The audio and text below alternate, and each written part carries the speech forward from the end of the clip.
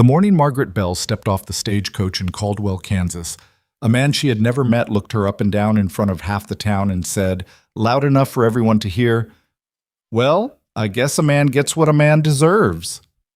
His name was Ethan Cross. He was supposed to be her husband. The laughter came fast. Men leaning against the post office wall, a woman covering her mouth with a gloved hand, two boys on the feed store steps who didn't bother to hide it at all. Margaret stood in the dust with her single traveling trunk and her best blue dress, and she felt every single one of those eyes the way you feel a brand pressed into skin.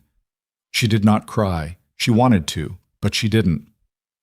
If you've ever been judged before you opened your mouth, if you've ever walked into a room and felt the air shift against you, then you already know what Margaret felt in that moment.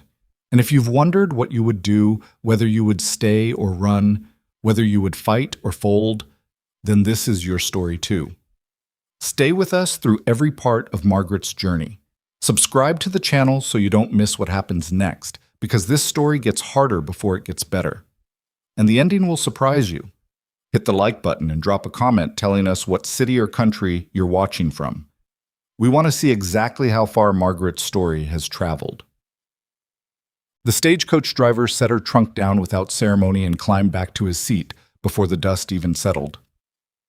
Margaret didn't move right away. She had learned, somewhere between childhood and the age of 26, that rushing into a silence only made it louder. Ethan Cross stood 10 feet away with his hat pushed back and his arms crossed over his chest. He was tall, lean in the way working men get lean, all function and no softness. His face was the kind that had been outdoors so long it had stopped looking young even when it probably was. He was 31. He looked older. The lines around his mouth weren't from smiling. Margaret picked up her traveling bag herself because no one offered and walked toward him. "Mr. Cross," she said. "Miss Bell." He said it the way a man says the name of an item on an invoice. Confirmed, recorded, dismissed. "I appreciate you coming to meet me," she said. He looked at her once more, not with cruelty exactly, but with the particular coldness of a man recalculating a decision he had already agreed to and now regretted. "My foreman's got the wagon. We'll talk on the ride out." They didn't talk on the ride out. His foreman, a weathered man named Dale, who was somewhere north of 50 and south of Polite, sat up front and kept his eyes on the horses. Margaret sat in the wagon bed with her trunk, watching the town of Caldwell recede behind them. The buildings thinned, the land opened. By the time they had gone 3 miles, it was just grass and sky and the hard line of hills to the west. She had expected something different, not easier, necessarily. She'd read enough about frontier life to know better than that, but she had expected something that felt less like a door being closed in her face before she'd had a chance to knock. Her mother had arranged the marriage through a cousin's acquaintance. The Cross family had land, good land, well-positioned land, 340 acres with reliable water, but a run of bad seasons had left Ethan Cross short on cash and shorter on options. The Bell family had money, not a great deal of it, but enough. Margaret's dowry was practical, not romantic. She understood that going in. She had told herself she understood it anyway. What she hadn't prepared for was standing in the street being assessed like a draft animal while the town watched. She pressed her hands flat against her knees and watched the hills. Ethan rode alongside the wagon on a dark bay gelding. He didn't look at her. She watched him from the corner of her eye. The set of his shoulders, the way he held the reins loose but his jaw tight. He was angry about something, or worried, or both. She had known men who kept their feelings down in their chest like stones in a well, and she recognized the posture.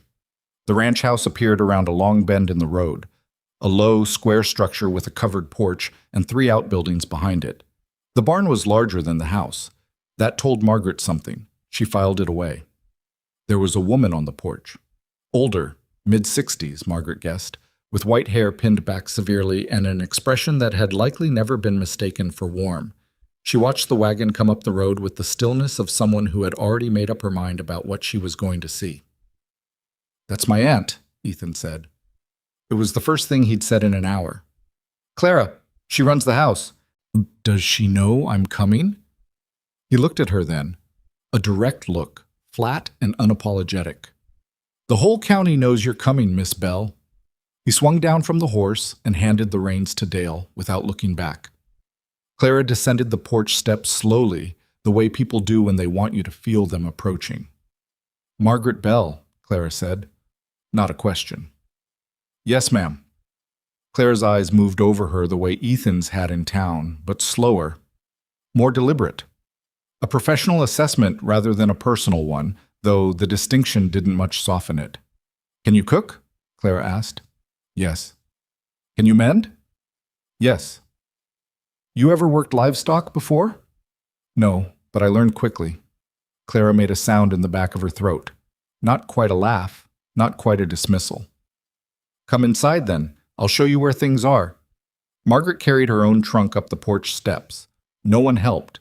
She was starting to understand that no one was going to help, and that this was either a test or simply the way things were here. She wasn't sure yet which answer was worse. The inside of the house was spare and functional. A main room with a table and 4 chairs. A kitchen with a cast-iron stove that needed blacking. 2 bedrooms off a narrow hallway. Clara showed her to the smaller one. A room with a single window facing north and a rope bed with a thin mattress. Ethan's room is at the end, Clara said. Marriage here means you share a name and a purpose. What you share beyond that is between the 2 of you. I understand, Margaret said. I doubt it, Clara said, not unkindly. But you will. She left Margaret alone with her trunk. Margaret sat on the edge of the bed and looked at her hands. They were round hands. Her whole body had that quality, had always had it, since she was a girl. She had grown up knowing what people thought when they looked at her before she spoke, and she had grown up deciding over and over that she was going to speak anyway. She had been told she was too much in too many ways by too many people, and she was tired of apologizing for the space she occupied. She was not going to apologize for it here. She stood up, unpacked her trunk, and went back to the kitchen to find out what needed doing. What needed doing, it turned out, was most things. The pantry was disorganized in the way of a household that had lost its structure. Staples jumbled together, no inventory, dried goods in containers that hadn't been checked recently. The stove needed work before it would draw properly. There were dishes stacked with the rims touching, which Margaret's mother had always said was how you got breakage. She spent 2 hours on the kitchen before anyone noticed she was still in the house. Clara came in around supper time and stopped in the doorway. The stove was drawing. The pantry had been reorganized and inventoried on a piece of paper Margaret had found in a drawer. Supper was on. A bean and salt pork soup, because that was what was available. But she'd added onion and dried sage, and it smelled considerably better than it had any right to. Clara didn't say anything for a long moment. Supper at 6, she finally said. The men come in from the south pasture. How many? 4 besides Ethan and Dale. Margaret nodded and adjusted the pot. There were 6 ranch hands at supper, not 4. 2 had apparently come back early from a fence line repair. She hadn't made enough soup. She extended it with water and more beans and hoped the flavor held, and she put out every bit of cornbread the pantry could support and filled the water pitcher twice. No one went hungry. No one thanked her either, but hunger was louder than manners on a working ranch, and she had fed people before. Ethan sat at the head of the table and ate without speaking.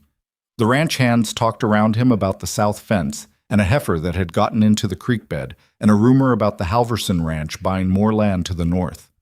Margaret sat at the far end and listened and said nothing. After supper, she washed the dishes. Ethan appeared in the kitchen doorway when she was almost done. He stood there with his coffee cup and looked at the kitchen, the organized pantry, the drawn stove, the clean table, and something moved across his face that he controlled before it settled into anything readable.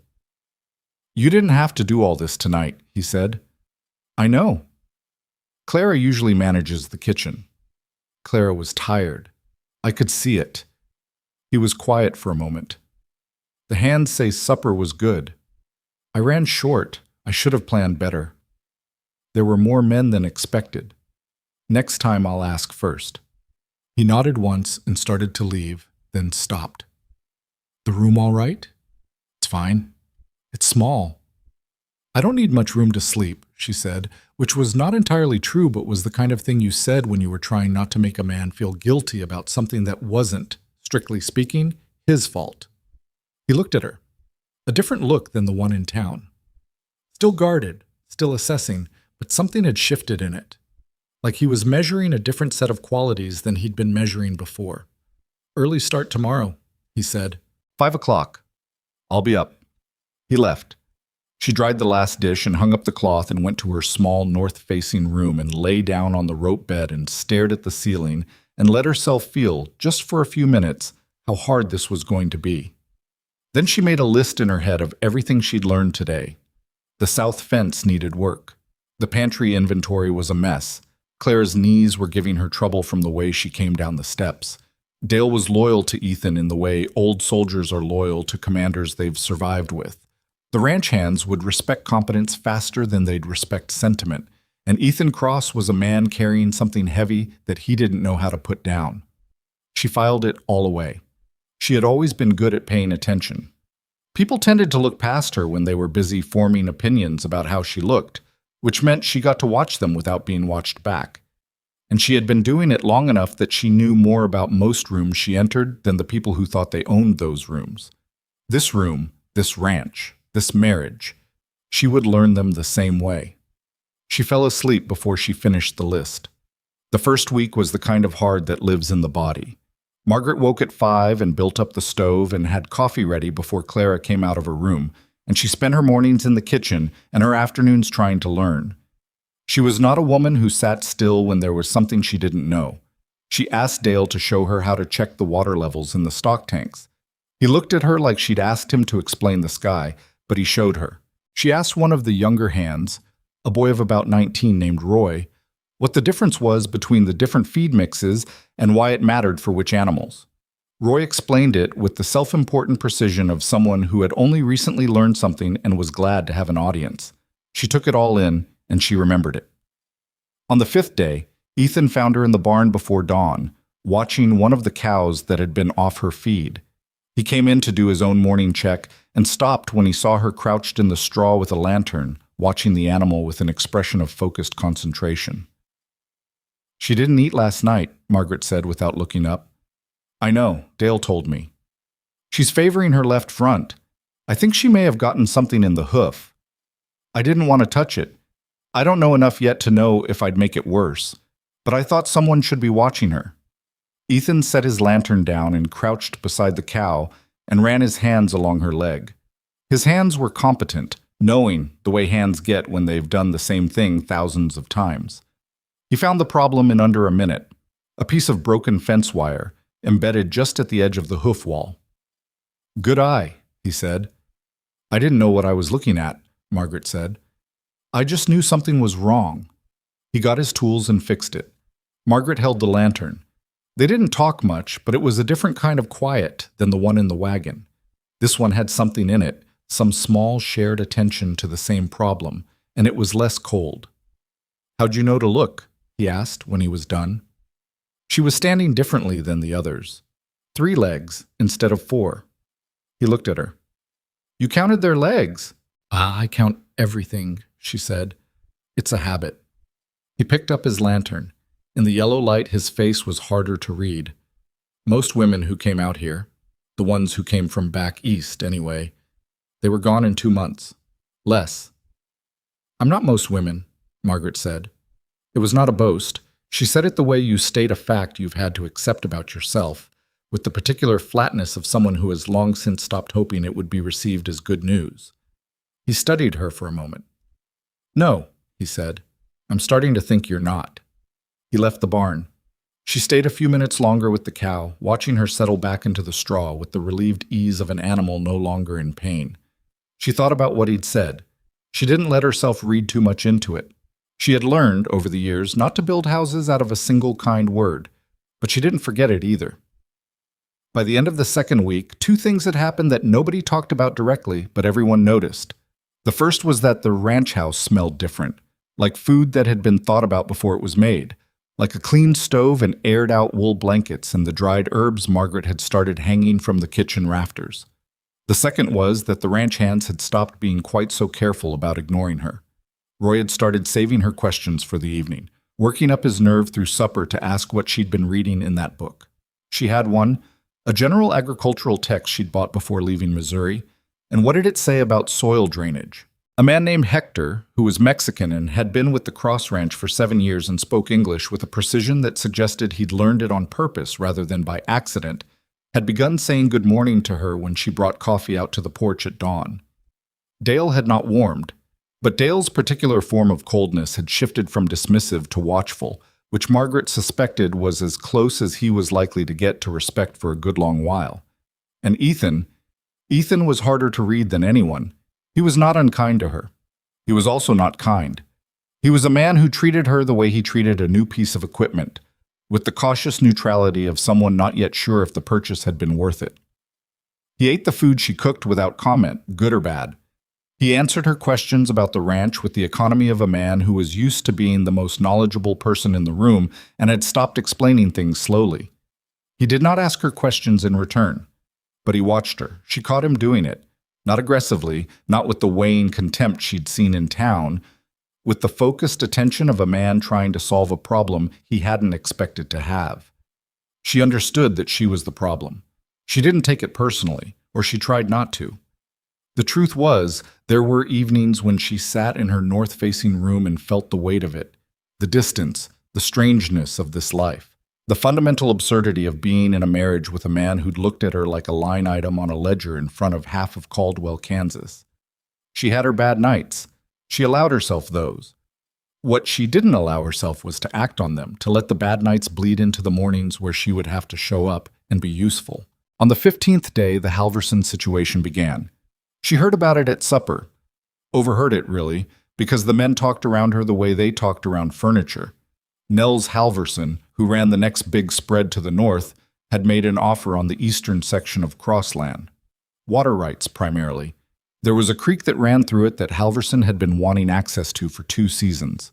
Ethan had refused. What she heard at supper was that Halverson hadn't taken the refusal gracefully. He'd sent 2 of his own men to have a conversation with Dale at the feed store. A conversation with the tone, if not the words, of a threat.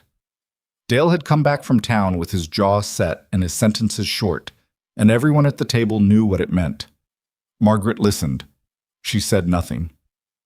After supper, when the men had gone back to the bunkhouse and Clara had taken herself to bed, Margaret found Ethan on the porch with his coffee, looking out at the dark. She sat in the other chair without asking. He glanced at her but didn't object. "Tell me about the eastern section," she said. He was quiet long enough that she thought he wasn't going to answer. Then, "Why?" "Because Halverson wants it badly enough to threaten your foreman over it, and that means there's something there worth wanting. I'd like to know what it is." Another silence. "Creek runs through it," he said finally. "Year-round water. Good flow even in a dry summer. If Halverson gets access, he can graze twice the cattle he can now and undercut every other rancher in the county on price. Including you. Especially me. I'm the only one positioned to compete with him right now." Margaret turned her coffee cup in her hands. "What's the deed situation?" He looked at her directly. "The deed situation?" "The property boundaries. The water rights specifically. Are they documented clearly, or is there ambiguity Halverson could use?" Something shifted in his expression. "My father filed the original claim in 71. The eastern section was included, but the county records from that period are incomplete. Some of the original surveys were never properly filed. So there's a gap. Potentially. Has a lawyer looked at it? Lawyers cost money. So does losing the eastern section." He didn't answer, but he didn't dismiss it either, which Margaret was beginning to understand was his version of engagement. "I can write a letter," she said, "to the county land office, requesting copies of all filed documentation related to the cross-claim. If the records are incomplete, that's a problem. But it's better to know the size of the problem than to be surprised by it. You know how to write that kind of letter?" "My father was a land agent. I grew up watching him navigate exactly these kinds of disputes." She paused. "I'm not saying I can solve it. I'm saying I can find out what we're actually dealing with." Ethan looked at her for a long moment. In the dark, with the lantern light coming through the window behind them, his face was difficult to read. She waited. "All right," he said. She wrote the letter that night at the kitchen table by candlelight. She wrote it carefully, in the formal language of official correspondence, citing the relevant sections of Kansas land law that her father had made her memorize as a child, because he said, "You never knew when the law would be the only thing standing between you and a man who thought he could take what was yours." She finished it, folded it, and addressed it to the Caldwell County Land Office. She didn't tell Ethan she'd stayed up until midnight to do it. She just left it on the kitchen table in the morning where he'd see it, and she went back to making coffee and thinking about what else needed doing. He was sitting at the table when she came out from checking the stove. He had the letter in his hands and was reading it. He read it twice. She could tell because his eyes moved across it and then went back to the beginning. When he set it down, he didn't look at her right away. He looked at the letter. "This is good," he said. "It should get a response within the month," she said. "If there are problems with the documentation, we'll know what they are. If the documentation is solid, we have something to stand on." He nodded slowly. She poured him coffee and put the pot back. "Margaret," he said. She turned. He was looking at her now. That direct, assessing look, but softer at the edges than it had been. Something working in it that hadn't been there before. "I owe you an apology," he said. "For what I said, in town." She had not expected this. She kept her face still. "I said it in front of people," he said. "That was wrong. A man who does that—" He stopped, started again.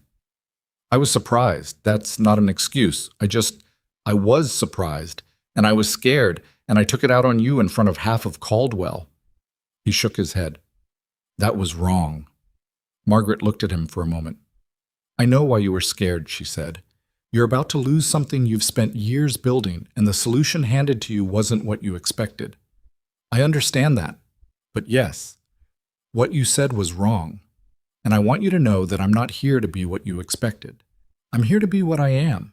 If that's useful to you, I'd like the chance to prove it." The silence that followed was different from the others. Less cold. Less like a closed door. "I think," Ethan said slowly, "you might already be proving it." She turned back to the stove. Outside, the sun was coming up over the eastern hills, and the ranch was stirring. The sound of boot steps on the bunkhouse porch, a horse moving in the paddock, Dale's voice carrying across the yard in the flat, carrying way it had when he needed the men to move. A working morning. Another long day and a long string of them, each one teaching her something she hadn't known before. She was exactly where she had decided to be. She was not going anywhere. The response from the Caldwell County Land Office arrived on a Thursday, 3 weeks after Margaret sent the letter. She was in the kitchen when Dale brought it in from town, and she watched him set it on the table without comment. He still wasn't talking to her much, though the quality of his silence had changed from hostile to something closer to neutral, which she counted as progress. She waited until he left before she picked it up. The envelope was official, stamped with the county seal, and thin enough that her stomach tightened before she opened it. Thin envelopes from government offices rarely carried good news. This one didn't either. Not entirely. The land office confirmed that the cross-claim on the eastern section had been filed in 1871, as Ethan said, but the original survey documentation had been lost in a courthouse fire in 1878. What remained in the record was a single reference to the filing, a notation in a ledger, with no supporting survey map. Without the survey map, the boundaries were legally uncertain. She read it twice, the way she'd watched Ethan read her letter, making sure she understood every implication before she let herself react to any of them. Then she folded it and put it in her apron pocket and went back to the bread she'd been making, because the bread needed to be finished and falling apart wasn't going to help anybody. She told Ethan at supper. She waited until the hands had cleared out and Claire had retired, and it was just the two of them at the end of the table with the lamp burning low between them. She put the letter in front of him and let him read it. He read it once. His jaw tightened. He read it again. "Survey's gone," he said. "Yes." So Halverson could contest the boundary. He could try. It doesn't mean he'd succeed. She kept her voice even. But he'd need to hire a surveyor and file a competing claim, and if the county has nothing to contradict it, he wins. Ethan set the letter down. He put both hands flat on the table and looked at them. "My father filed that claim with his own hands. He walked every inch of that eastern section. I know. This is—" He stopped. His hands pressed harder against the table. This is not right. No, she said, it isn't. He was quiet for a long moment. She didn't try to fill it. She had learned that about him. He needed space to be angry before he could think, and crowding that space only made it longer. What do we do? He asked finally. We find the survey, she said. He looked at her. The letter just said it was lost in a fire. The county's copy was lost. Your father may have kept his own. She folded her hands on the table. Did he have papers, records, anything from when he filed the claim? Ethan's expression shifted, something moving behind his eyes, searching.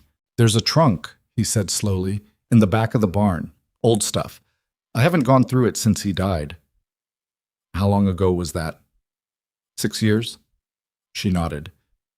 Then tomorrow morning, before anyone else is up, I'd like to go through that trunk with you. He looked at her across the lamp. The light made him look younger, or maybe it was the expression, something uncertain in it, something that wasn't the controlled, managed distance he wore during the day.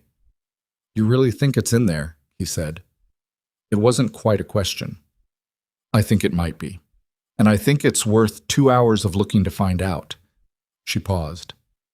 Your father was a careful man? Ethan almost smiled.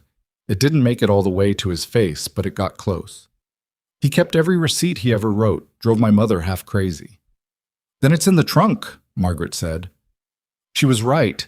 It took them an hour and 40 minutes of sorting through 6 years of accumulated paper and the particular smell of old leather and dried ink, but it was there, folded carefully inside a land office form from 1871, the original survey map of the cross claim, hand-drawn in the precise, careful lines of a county surveyor who had taken his job seriously. The eastern section was marked clearly. The creek ran straight through the middle of it. The boundary lines were unambiguous. Ethan held it in the barn light and didn't say anything for almost a minute. We need to get this copied and filed with the county, Margaret said, before Halverson makes any kind of move. I'll ride to Caldwell today. Take Dale with you. Don't go alone. He looked at her. Why? Because if Halverson has men watching the road, and I think he might, 2 men are better than 1. She met his eyes. Don't hand the original to anyone. Get it copied at the land office in front of the clerk and make them stamp the copy. Keep the original yourself. Ethan studied her for a moment with that particular attention that had become familiar to her over the past weeks. You've done this before, he said. Not the frontier part, but this, the papers, the filings. I watched my father fight 3 land disputes, she said. He won 2 of them. The one he lost because he didn't have documentation. Ethan folded the survey map back into its protective form with the careful deliberateness of a man who had just understood how close he'd come to losing something irreplaceable. How did your father know all this? He believed that paper was stronger than muscle, she said. In the long run. Was he right? He kept his land, she said simply. Ethan rode to Caldwell that morning with Dale, and Margaret spent the day running the house and thinking and watching the horizon without making it obvious she was watching. Hector noticed anyway. He came by the kitchen porch mid-afternoon with a cup he needed refilled and stood there a moment longer than necessary. They'll be fine, he said. I know, she said. Dale's got a good eye for trouble. I know that too. Hector refilled his own cup, which he hadn't actually needed refilling, and went back to the south fence. Margaret went back to the kitchen and made supper, and didn't let herself think too hard about what Halverson's men might or might not do on a Thursday afternoon on the road between the Cross Ranch and Caldwell. They came back at dusk, both of them, which was the first thing she checked. The second thing she checked was Ethan's face, and what she saw there was not relief exactly. It was more like a man who had just moved a stone that had been sitting on his chest. Not entirely gone, but lighter. Filed and stamped, he said, handing her the copied document as he came through the kitchen door. County clerk made 2 copies. One's with the land office, one's here. She looked at the stamp. County of Caldwell, Kansas. Filed October 14th, 1883. Good, she said. Put it somewhere dry, not the barn. I thought maybe the lockbox in the house. That's right. He stood in the kitchen with his hat in his hand and his coat still on and looked at her with that look she still hadn't entirely figured out, the one that was trying to calculate something it didn't yet have the numbers for. "This is the second thing you've done in a month that might have saved this ranch," he said. "Let's not count things yet," she said. "Halverson isn't gone." "No, but now he doesn't have a clear path. He'll find another one." She turned back to the stove. "Men like that always do." She heard him behind her, not moving, still in the doorway. Then, "Margaret?" She turned. "Thank you," he said. Not quickly, not automatically. The way a man says it when he means it and hasn't said it in a while and has had to remind himself how. "You're welcome," she said. The next few weeks had a different texture than the first ones. Not easy. Nothing about the Cross Ranch was easy, and the land itself seemed to have no particular interest in making anything simple. October turned the grass brown and brought cold nights and wind from the northwest that found every gap in the barn walls and the south side of the house. The work didn't slow. If anything, it accelerated, the whole operation compressing toward the things that needed doing before the first hard freeze. Margaret learned. That was what those weeks were, at their core. A sustained and sometimes painful education in everything she didn't know. She learned how to read weather from the sky and the way the horses moved. Roy taught her this, though he didn't seem to realize he was teaching her. He just talked, the way young men do, about what his father had shown him, and she listened and remembered. She learned the particular rhythm of the cattle in the south pasture, the ones that were prone to drifting west when the temperature dropped, and the ones that held their ground. She learned that the well on the east side of the property had a slower draw than the one near the barn, and that in a dry cold it would sometimes need to be broken open before first light. She made mistakes.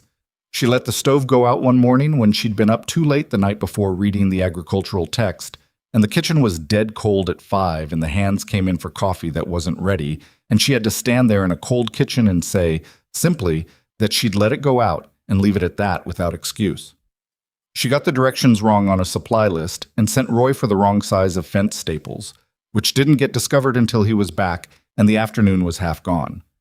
She tried to help with a difficult calving and was firmly and not gently redirected by Dale, who did not say the words, "You don't know what you're doing," but communicated them with complete clarity.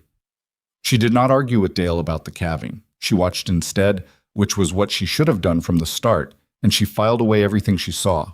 What she noticed over those weeks was that the ranch hands had sorted themselves into 3 categories with regard to her.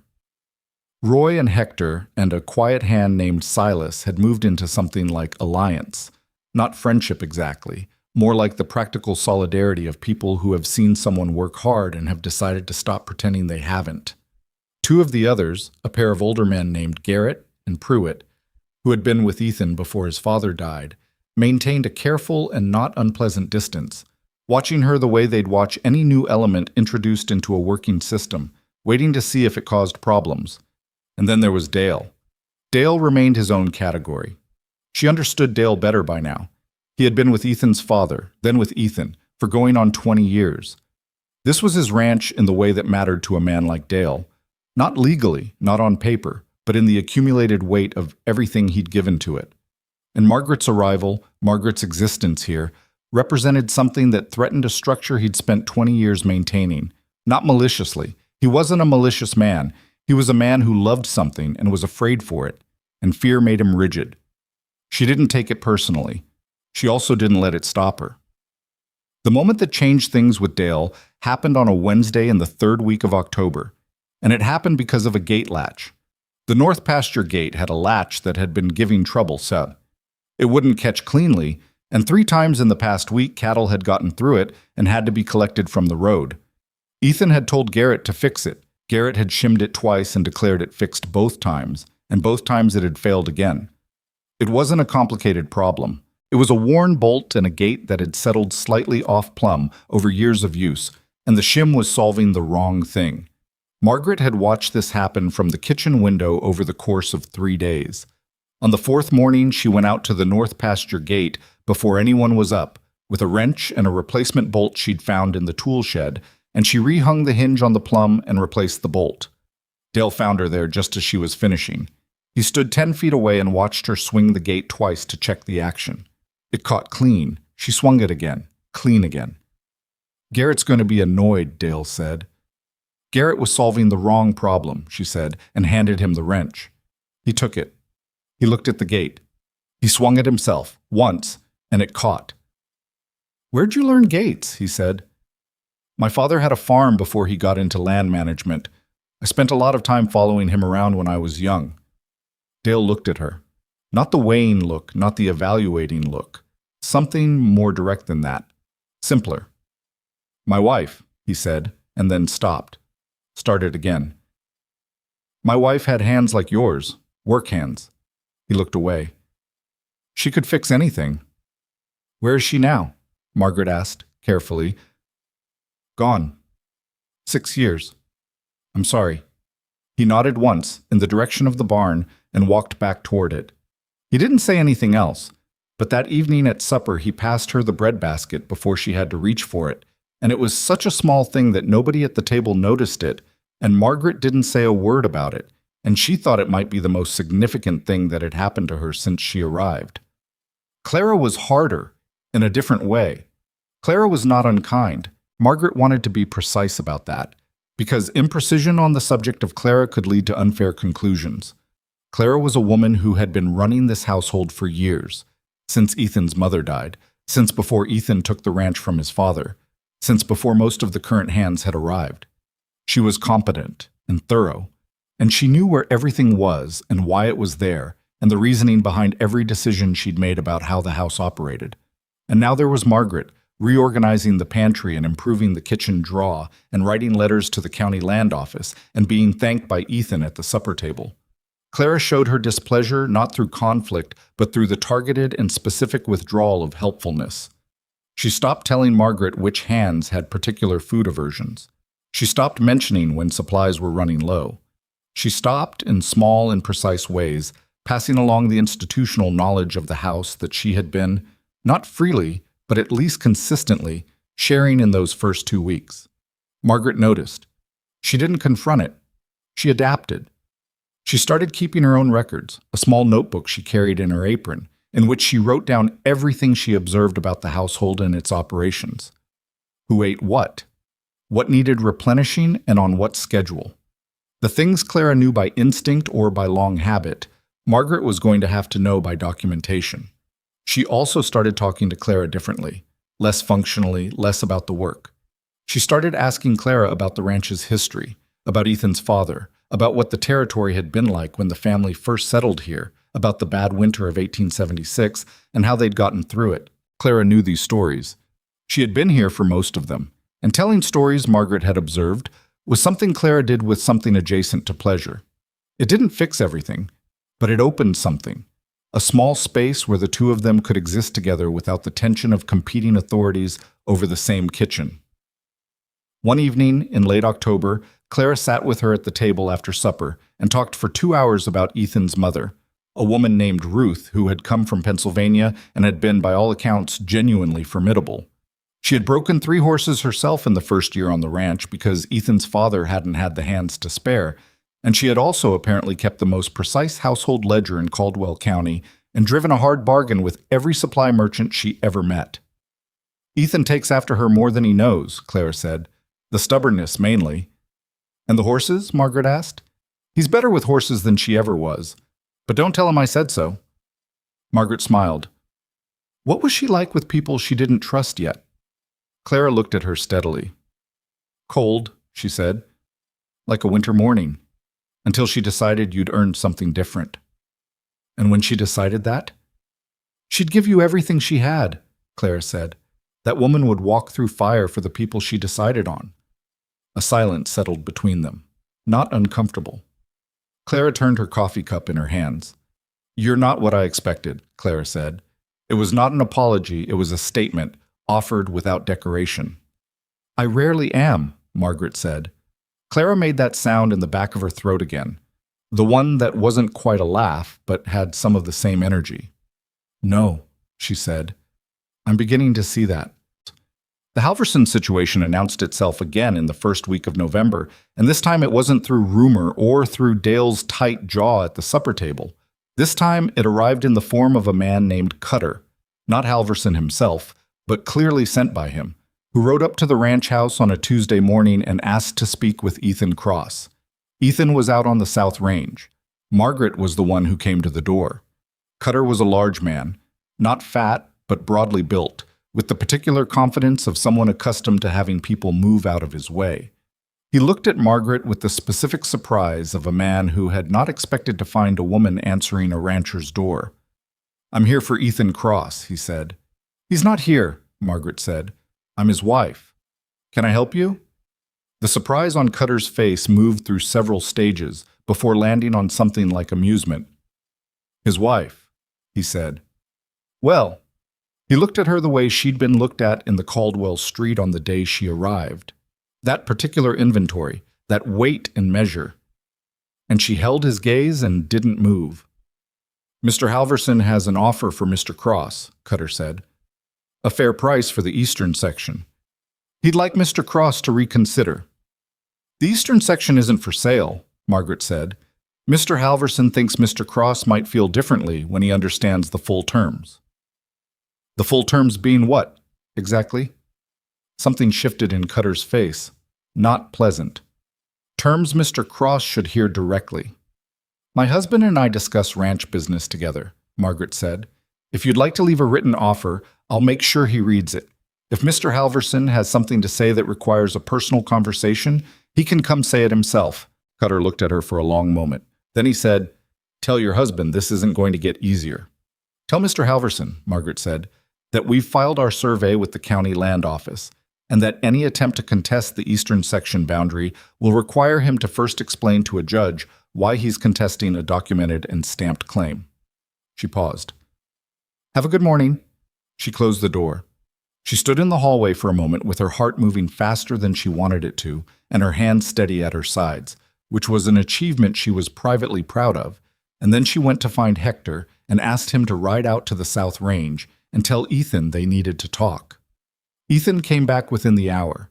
She told him everything Cutter had said, in order, without editorializing. When she got to the part where she'd mentioned the filed survey, he went very still. "You said that to him directly?" he asked. "Yes." "Halverson's going to know we've got the documentation now." "He was going to find that out anyway. Better he knows it before he makes a move than after." She looked at him. "Was that wrong?" Ethan considered it. His expression moved through something complicated before settling. "No," he said. "No, that was right." He rubbed the back of his neck. "You turned him away. He wasn't offering anything worth taking." "He wasn't offering," Ethan said. "He was testing. He wanted to see how solid we were." He looked at her. "And you showed him." "We need to talk about what he does next," she said, "because he will do something next." "I know." Ethan pulled out a chair and sat at the kitchen table. This had become something of a habit over the past weeks. The two of them at the kitchen table in the hours when the house was quiet, working through problems with the particular functional intimacy of people who have realized, without quite planning to, that they think better in the same room. "He can't contest the boundary now that the survey's filed," Margaret said. "So he'll try something else. Either he'll come after the water rights through a different channel, some kind of use dispute, or he'll go after something you need, supplies maybe, relationships with the town merchants." "He's got friends in Caldwell," Ethan said. "More than I do, probably." "That's the one to worry about," she said. "If he pressures the merchants, the feed store, the hardware, if he makes it expensive or difficult for you to supply the ranch, that's a slower kind of problem, harder to fight." Ethan was quiet, thinking. She waited. "There's a man in town," he said finally. "George Parr. He runs the general store. He and my father were close. He's been fair with me, but Halverson does a lot of business with him." "Would Parr talk to you honestly about what Halverson's doing?" "Maybe, if I asked him the right way." "Then that's the next step." She folded her hands on the table. "You should go see Parr, not on a supply run, specifically to talk. Take your time. Don't make it feel like a crisis." You think Halverson's already working on Parr? I think a man who sends someone like Cutter as a first move has a second move already planned. She met his eyes. Don't wait for it to land. Ethan looked at her across the table. The lamp between them threw the same low light it always did in these late evenings, and she had gotten better at reading his face in it, the furrow between his brows that meant he was working something through, the slight relaxation of his jaw that meant he'd reached a decision. You should come with me, he said, to see Parr. She hadn't expected that. She kept her expression neutral. You think that helps? I think Parr is a decent man who knows what this town thinks of people. He paused. I think it might be useful for him to meet you before Halverson shapes the story. It was the most honest thing he'd said about the situation, about her situation specifically, since they'd had the conversation on the porch a month ago. She held it carefully. All right, she said. I'll come. They went to Caldwell on a Friday. The town looked the same as it had the day she arrived. The same dry main street, the same wooden storefronts, the same quality of light that made everything look slightly sun-bleached even in November. But Margaret's relationship to it had changed. She no longer felt like someone who had just stepped off a stagecoach into a place that had already decided how to receive her. She felt like someone who had been somewhere long enough to know what she thought of it. Parr's general store was a large, well-organized space that smelled like coffee and sawdust and lamp oil. George Parr himself was a heavy, pleasant-faced man in his late 50s who came around the counter when Ethan walked in and shook his hand with the warmth of genuine familiarity. He noticed Margaret immediately, but he didn't do what most people in town did. He didn't look past her or arrange his expression into careful neutrality. He looked at her directly, the way you look at someone you're actually interested in. This must be your wife, he said to Ethan. Margaret, Ethan said. George Parr. Mr. Parr, she said. George, please. He shook her hand, firmly, which she appreciated. I've been wondering when I'd meet you. Ethan doesn't bring people to town much. We've been busy, she said. I hear that. His eyes were sharp, she noticed. The eyes of a man who had run a store in a small town long enough to understand that information was as valuable as inventory. What can I do for you both? They talked for an hour. Ethan asked about supply pricing and delivery schedules, which was legitimate. They did need to discuss that. But the conversation moved, the way conversations do when two people have known each other long enough to talk sideways at important things, toward Halverson, and what Halverson was up to, and what the town's general read on the situation was. Parr was careful, but he was honest, in the careful way. Nels Halverson is a man who gets what he decides he wants, Parr said. Usually. Usually, Ethan said. The eastern section is the thing he wants right now. He's been talking about that creek for 2 seasons. Parr glanced at Margaret. You filed documentation? Survey map and deed, both on record with the county, she said. Parr nodded slowly. That's smart. That's what a smart person does. He looked at Ethan. He won't go legal then. Not if the paperwork's clean. He'll go sideways. What does sideways look like? Margaret asked. Parr was quiet for a moment. He was a man who chose his words the way he probably chose his inventory, practically, with an eye toward what would actually be useful. He's been making friendly talk about credit terms lately, he said, with a few of the suppliers. Nothing explicit, just friendly talk about what good customers deserve and what difficult customers sometimes find they have trouble arranging. Ethan's jaw tightened. Thank you, Margaret said, before Ethan could say anything that came from anger rather than calculation. That's very helpful. Parr looked at her with that sharp, interested look. You're not what I expected either, he said, almost to himself. So I'm told, she said. George, do you have a ledger system for your regulars, credit accounts? I do. Would you be willing to put the cross account in writing, terms, credit limit, payment schedule, something formal on paper? Parr blinked, then his mouth curved slightly. You want a contract. I want documentation, she said, so that if someone has a conversation with you about difficult customers, you have a written record of what kind of customer the Cross Ranch actually is. There was a pause. I like this woman, Parr said to Ethan. Ethan looked at Margaret. Something in his expression that she couldn't quite name, Something that hadn't been there a month ago or even a week ago. Warmer than assessment, less calculated than gratitude. "So do I," he said. "More than I expected to." She looked at him for a moment and then looked away, because there was something in the way he'd said it that required looking away from, and she wasn't ready yet to look at it directly. They drove back to the ranch in the last of the afternoon light, the wagon moving steadily along the road through the brown November grass, and they were quiet for most of it, but it was the warmest quiet they'd had yet, two people sitting close enough that their shoulders almost touched and not moving apart. The winter came the way bad things often do on the Kansas frontier. Not all at once, but in stages, each one worse than the last, so that by the time you understood what you were dealing with, you were already in the middle of it. November had been cold but manageable. December came in hard. The first real storm hit on a Thursday night in the second week of the month, and by Friday morning the temperature had dropped to something that made the air feel solid and the ground ring like iron underfoot. The ranch hands moved faster, talked less, and ate more. Everyone knew what a bad winter could do to cattle, to fencing, to water lines, to everything a working ranch depended on. Ethan had been through bad winters before. He knew the signs, and he started preparing the week after they got back from Parr's store. Extra hay laid in, the south-facing barn wall patched where the wind found gaps, the water troughs fitted with the insulating covers Dale had built 2 seasons back. He pushed the hands hard in those weeks, and nobody complained because everyone could read the sky. Margaret learned to read it too. She learned it the way she'd learned everything else here, by watching people who knew what they were looking at and asking the right questions at the right moments.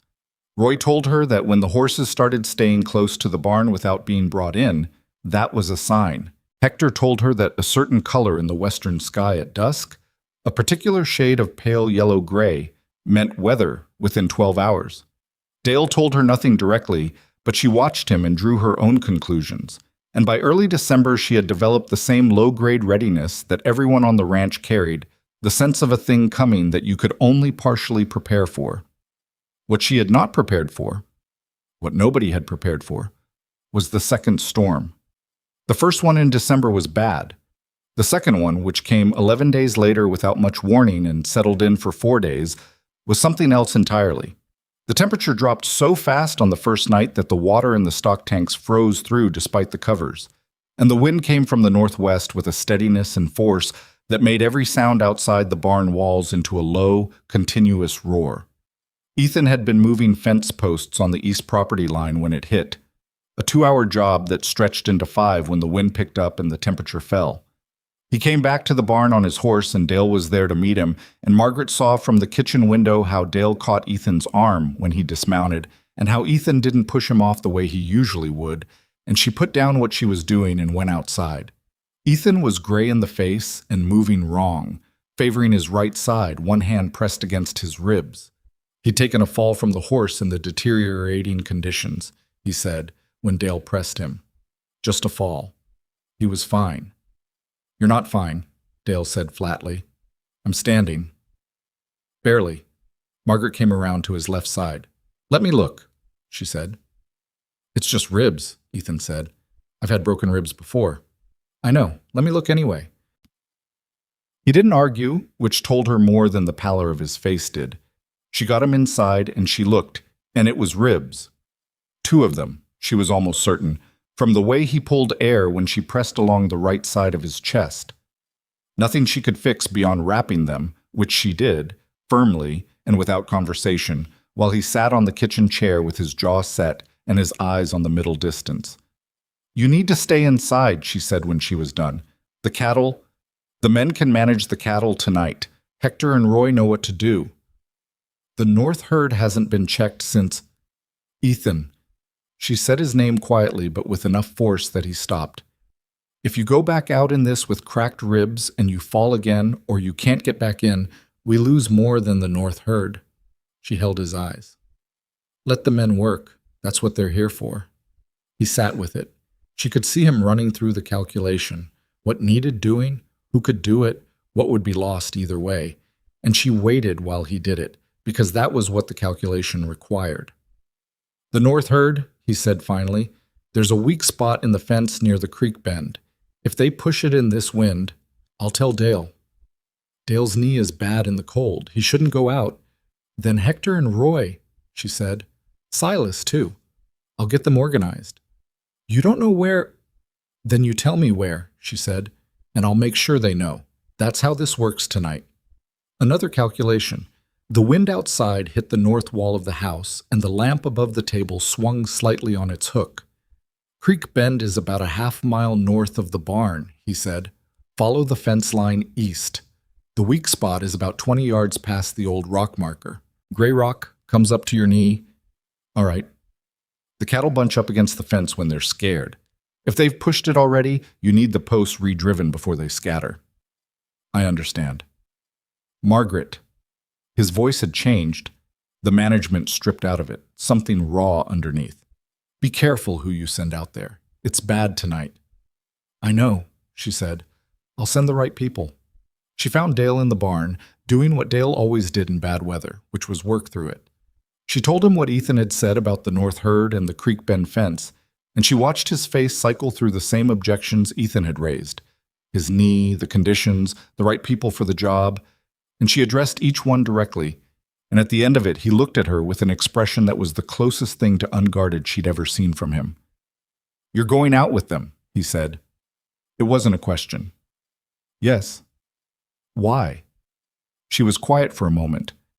Because they need someone keeping count of them, and because Hector will listen to me more readily than he'll listen to Roy right now, and because it needs to get done. Dale studied her. His knee was bad. She could see it in the way he was standing. The weight shifted off it. Take the rope from the south wall, he said. Tie it between you when you're moving. Wind's going to get worse before it gets better. Thank you. Take the short-handled posts from the second stall. They're already sharp. He paused. The gray rock's easier to miss than Ethan thinks. Count your steps from the barn. It's about 450 paces north to the fence line, then east. 450 north, then east, she repeated. Come back before full dark, he said, no matter what. She gathered Roy, Hector, and Silas. She told them what Ethan had said and what Dale had added. Roy was 20 and nervous in the way young men get nervous when they know conditions are genuinely dangerous and haven't yet decided whether to admit it. Hector was steady. He'd worked ranches in northern Mexico before coming north, and he had the particular calm of a man who had dealt with weather that had tried to kill him before. Silas said nothing, which was normal for Silas, and pulled on his second coat. They tied together with the rope Dale had specified, 4 of them, 10 feet of rope between each, and went out into the storm. The wind was a physical force. Margaret had been cold before, had been in winter weather that felt serious, but this was something different. It came from everywhere at once, and it had a sound like something alive and furious, and the cold of it went through her coat in the first 20 paces and started working on her bones. She counted steps. She kept her head down and counted. The cattle were there. 23 of the North Herd, bunched against the fence at exactly the spot Ethan had described, their bodies steaming in the cold, pushing against a section of fencing that had already given 6 inches and was going to give more if they left it. The post on the south end of the weak section had pulled from the frozen ground. 2 more were leaning. She showed Hector the south post.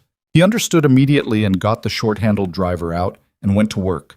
And Roy held the post vertical in the wind while Hector drove, and Silas moved along the fence line checking the other post while Margaret worked the near side of the cattle, keeping them back from the fence with the pressure of her body and her voice. Low, steady, the kind of voice that didn't make a frightened animal more frightened. She talked to them. She knew how this sounded, a woman standing in a blizzard talking to cattle, but it worked, and she didn't particularly care how it sounded. She kept her voice at the same pitch and the same volume, and she kept moving slowly along their near flank, and they moved with her. And Hector got the post driven, and Roy got his hands back inside his coat, and Silas secured 2 more posts that were working loose. It took 40 minutes. It felt longer. On the way back, with the rope between them and the wind at their backs, Roy said something she couldn't hear over the roar. She turned, and he said it again, louder. How'd you know they'd stay if you talked at them like that? I didn't, she said, but it was worth trying. He thought about this for a moment. Then he nodded, like she'd said something that made sense to him on a level he hadn't expected it to. They made it back to the barn. Dale was waiting at the door. He counted them. She saw him do it. 1, 2, 3, 4. And then he stepped back and let them in out of the wind and said nothing. But he got the lantern and held it up so they could find the water pail and the dry rags he'd put out. She went back to the house and changed into dry things and made coffee with hands that were clumsy with cold. And when the feeling came back into her fingers, she found she was shaking slightly, which she allowed herself to do in private for about 3 minutes before she got the coffee poured and went to check on Ethan. He was still in the kitchen chair. He'd moved to wrap something around himself, a blanket from the chest in the hallway, and he looked like a man in pain who was pretending otherwise, which she recognized as his default setting whenever something was wrong with him physically. He looked up when she came in. "Fence is secured," she said. "All 23 head accounted for." Something moved across his face, relief, gratitude, and something else underneath both of those. "The boys okay?" "Everyone's fine. Roy's hands are cold. He'll be all right." She set the coffee on the table and sat across from him. "Your ribs hurt worse when you breathe." "I know how ribs work, Margaret." "I'm not saying you don't. I'm saying I need you to tell me if it gets harder to breathe.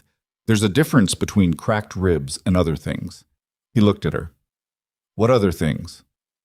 "Pneumonia, fluid, things that start with cold and injury and get worse when you sit still and don't tell anyone." She held his gaze. "Tell me if it gets harder to breathe." "All right?" "I mean it." "I said all right." A pause, shorter than his usual pauses. "I heard you." She poured him coffee and he wrapped his hands around the cup and they sat in the kitchen while the storm pushed at the house and the lamp swung slowly overhead. "That fence would have gone tonight," he said. "Yes." "I would have lost some of the north herd." "Probably." He was quiet. "You'd never done anything like that before." "No," she said. "You could have said that. To the men." "I know." She picked up her own cup. "I figured it was better to do it than to talk about whether I could." He looked at her for a long moment. The blanket around his shoulders made him look less like the controlled, armored man she'd come to know and more like a person. Just a person, in pain, sitting in his kitchen in a storm, leaning slightly toward the warmth she'd put in front of him. "I made a mistake," he said, "when I decided what kind of person you were before I knew you." She didn't answer right away. She turned her cup in her hands. "You made a decision with limited information," she said, "and then the information changed." "That's a kind way to put it." "It's the accurate way." She looked at him. "You've been correcting it since the first week. That counts for something." The storm ran for 4 days. Margaret ran the house and the kitchen and the information. She was the one who knew where everything was, who had done what needed doing next, because she'd been paying attention long enough that the ranch's daily operations had arranged themselves in her head like a map she could read in the dark. She sent meals out to the bunkhouse when the cold made the walk between buildings dangerous. She kept the supply inventory updated as things were used. She tracked which cattle had been checked and which hadn't. On the second day of the storm, Hector came to the kitchen door with a look on his face that she'd learned to read as a problem he wasn't sure how to say. "What is it?" she said. "Garrett and Pruitt," he said. "They're talking about leaving, after the storm." She'd been watching Garrett and Pruitt.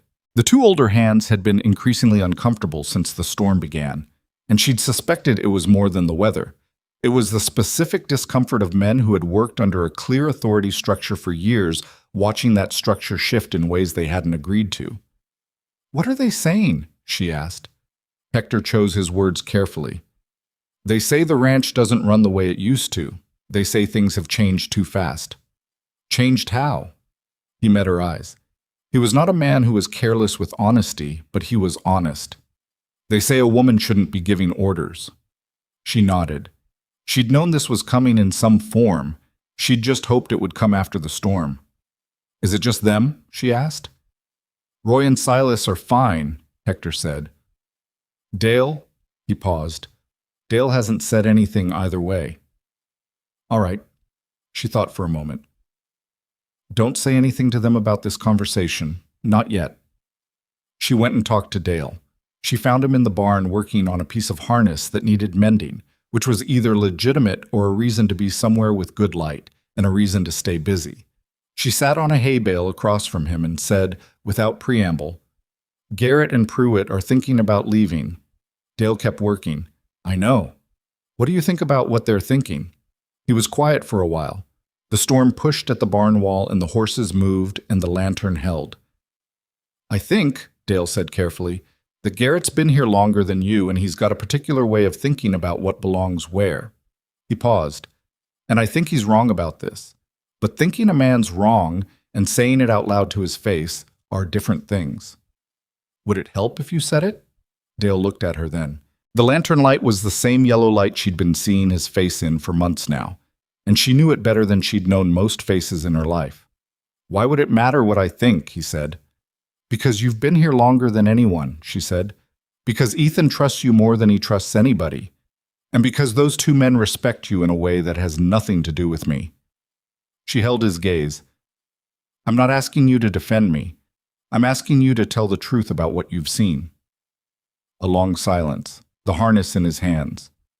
You went out in that storm, he said finally, with my rope and my posts and my count of steps, and you brought them all back. Roy and Hector and Silas did the work.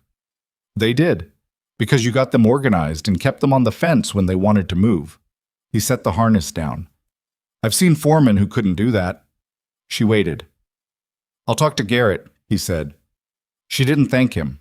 She nodded once and left him to it, because Dale was the kind of man who was made uncomfortable by too much acknowledgement of the decent things he did. Whatever Dale said to Garrett and Pruitt, she was never told. What she knew was that on the third morning of the storm, both men came to breakfast and ate without the particular tightness in their jaws that had been there the night before. And Garrett passed her the breadbasket the way Dale had started doing, and nothing more was said about leaving. The storm broke on the fourth evening. The wind dropped first, and then the temperature climbed slightly. Still cold, but breathable cold, the kind where you could think again. And by the morning of the fifth day, the sky was clear and brutal blue, and everything outside was white and still. The damage survey took all of that day. 2 sections of fence on the west boundary had gone over. A water line to the smaller of the 2 outbuildings had frozen and cracked. 3 of the south herd cattle had drifted east and were found 2 miles out along the creek bed, cold and miserable but alive. 1 of the barn roof sections had lifted and would need to be resecured before the next storm. It was a lot, but it was recoverable. Margaret walked the property with Ethan, slowly, because his ribs were still giving him trouble and he was not as good at hiding it as he thought he was. And she watched him assess the damage with the eyes of a man adding up numbers and trying to decide if they added up to something he could survive. The fence is the priority, he said, before we get more weather. The water line too, before it freezes again tonight. Yeah. He looked at the west fence line, at the post line in the snow, at the work it was going to take. Roy and Silas on the fence, Hector on the water line. Dale's knee needs another day, she said. I've been watching it. He glanced at her. When did you start watching Dale's knee? Since the first storm. He doesn't complain. That doesn't mean it's not bad. She paused. I can help with the water line. Hector can show me what needs doing. That's... He stopped. What? Nothing. You're right. He exhaled carefully, ribs. I'm still getting used to the way you know things. What things? Things about the ranch, about the people on it. He looked at her with that direct, complicated attention that she was still learning to receive without flinching. 2 months ago, I would have told you it takes years to know a working ranch. It does, she said. I don't know it yet. I know the surface of it. You know more than the surface. I know the people, she said. That's different from knowing the land. He considered that. They were standing near the east boundary, and the eastern section was visible from here. The fence line, the creek bend in the distance, the land his father had filed on and that she had helped, in her small and documentary way, to protect. Halverson sent another man, he said. He said it flatly, the way you say a thing you've been holding for a while and have finally decided to put down. Day before the storm hit. I didn't tell you because the storm hit and there wasn't time. She turned to look at him. What did he want? Same thing, different framing. Ethan's jaw was tight. He's saying there's a question about the water rights specifically, not the land boundary, just the creek access. He's saying the original filing didn't address water rights in the language that the county now requires. She was quiet for a moment. Is that true? I don't know. That's the problem. He turned to look at her. Is it true? Would you know? She thought about the survey map they'd found in the trunk. She thought about the land office letter. She thought about what she knew of Kansas land law, which was not comprehensive, but was more than most people who hadn't grown up watching their father work through these disputes. I need to look at the original filing language again, she said. The survey map and the deed both. Water rights in this period, it depends on whether your father specifically claimed the riparian rights when he filed or whether he relied on the general frontier assumption. What's the difference? The difference is whether Halverson has a crack to work with or not. She looked at the creek. He's smart. He knows the land boundary is solid now, so he's found a different angle. Ethan made a sound that was somewhere between frustration and a kind of grim respect for the problem. He's not going to stop. No, she said. He's not. So what do we do? She thought about her father. She thought about the land dispute he'd lost.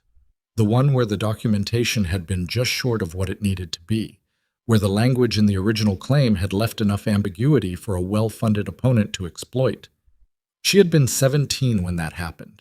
She had watched her father come home from the courthouse looking 10 years older, and she had decided then, in the particular way 17-year-olds decide things, that she was going to understand the law well enough that no one could ever use its gaps against her.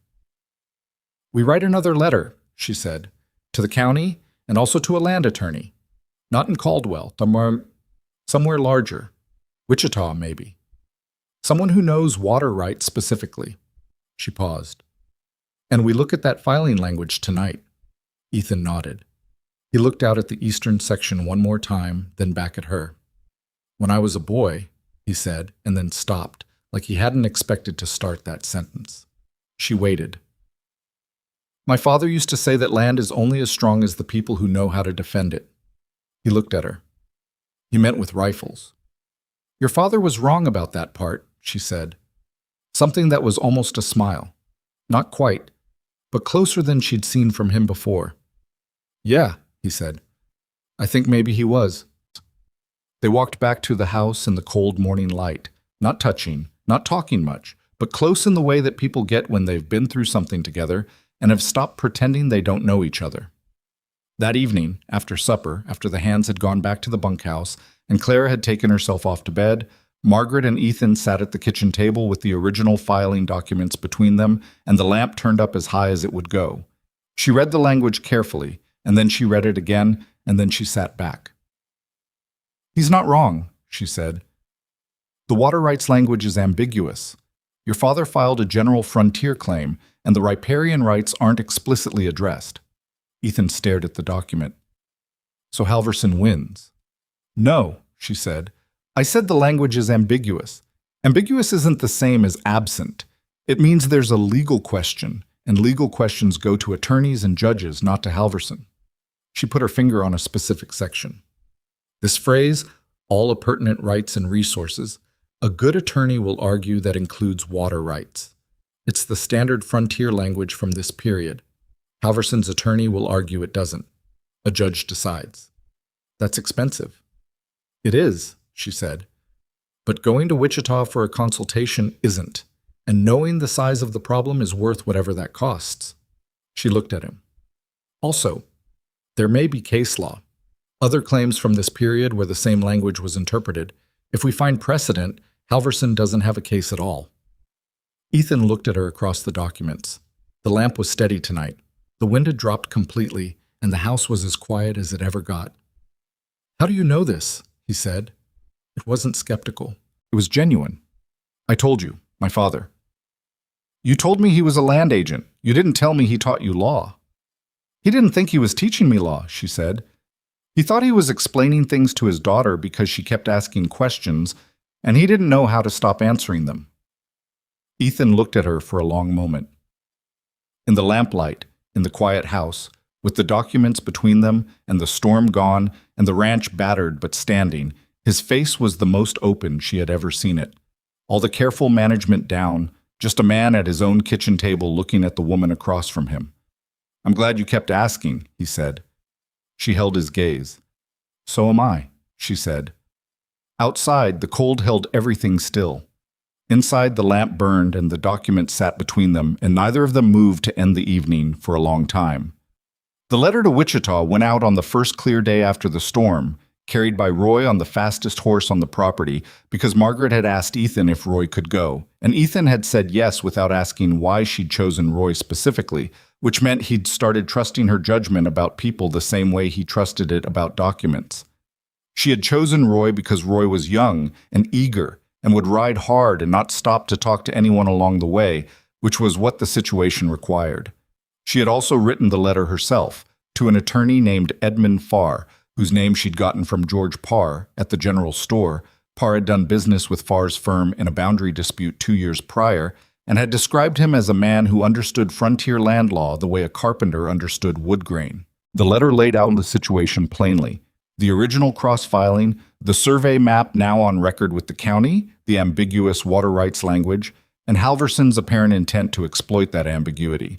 She asked specifically about case law from comparable frontier claims, about the legal weight of the phrase all appurtenant rights and resources, and about what it would cost to have Farr's firm review the full documentation. She did not tell Ethan everything she'd put in the letter before she sent it. Not because she was hiding it, she would have told him if he'd asked, but because she had learned, over 3 months on this ranch, that Ethan Cross absorbed information better when it came one piece at a time. He was not a man who handled uncertainty well when presented with too many uncertain things at once. He was better with sequential problems than simultaneous ones, and the Halverson situation had enough moving pieces already without adding the particular anxiety of an unread letter to an unknown attorney on top of everything else. She was not managing him. She was learning him. There was a difference, though, she acknowledged, alone in her north-facing room on the nights when she was honest with herself, that the line between the two could be thin sometimes. Ethan's ribs healed slowly, the way ribs do, not dramatically, not with a clear moment of recovery, but in the gradual way that you notice the absence of something rather than its departure. He stopped favoring his right side. He stopped the small, controlled exhale he'd been making when he lifted anything above his shoulders. By the 3rd week of December, he was moving almost normally, though he still slept badly, and she could hear him some nights through the thin wall between their rooms, turning over and then going still. She never said anything about hearing it.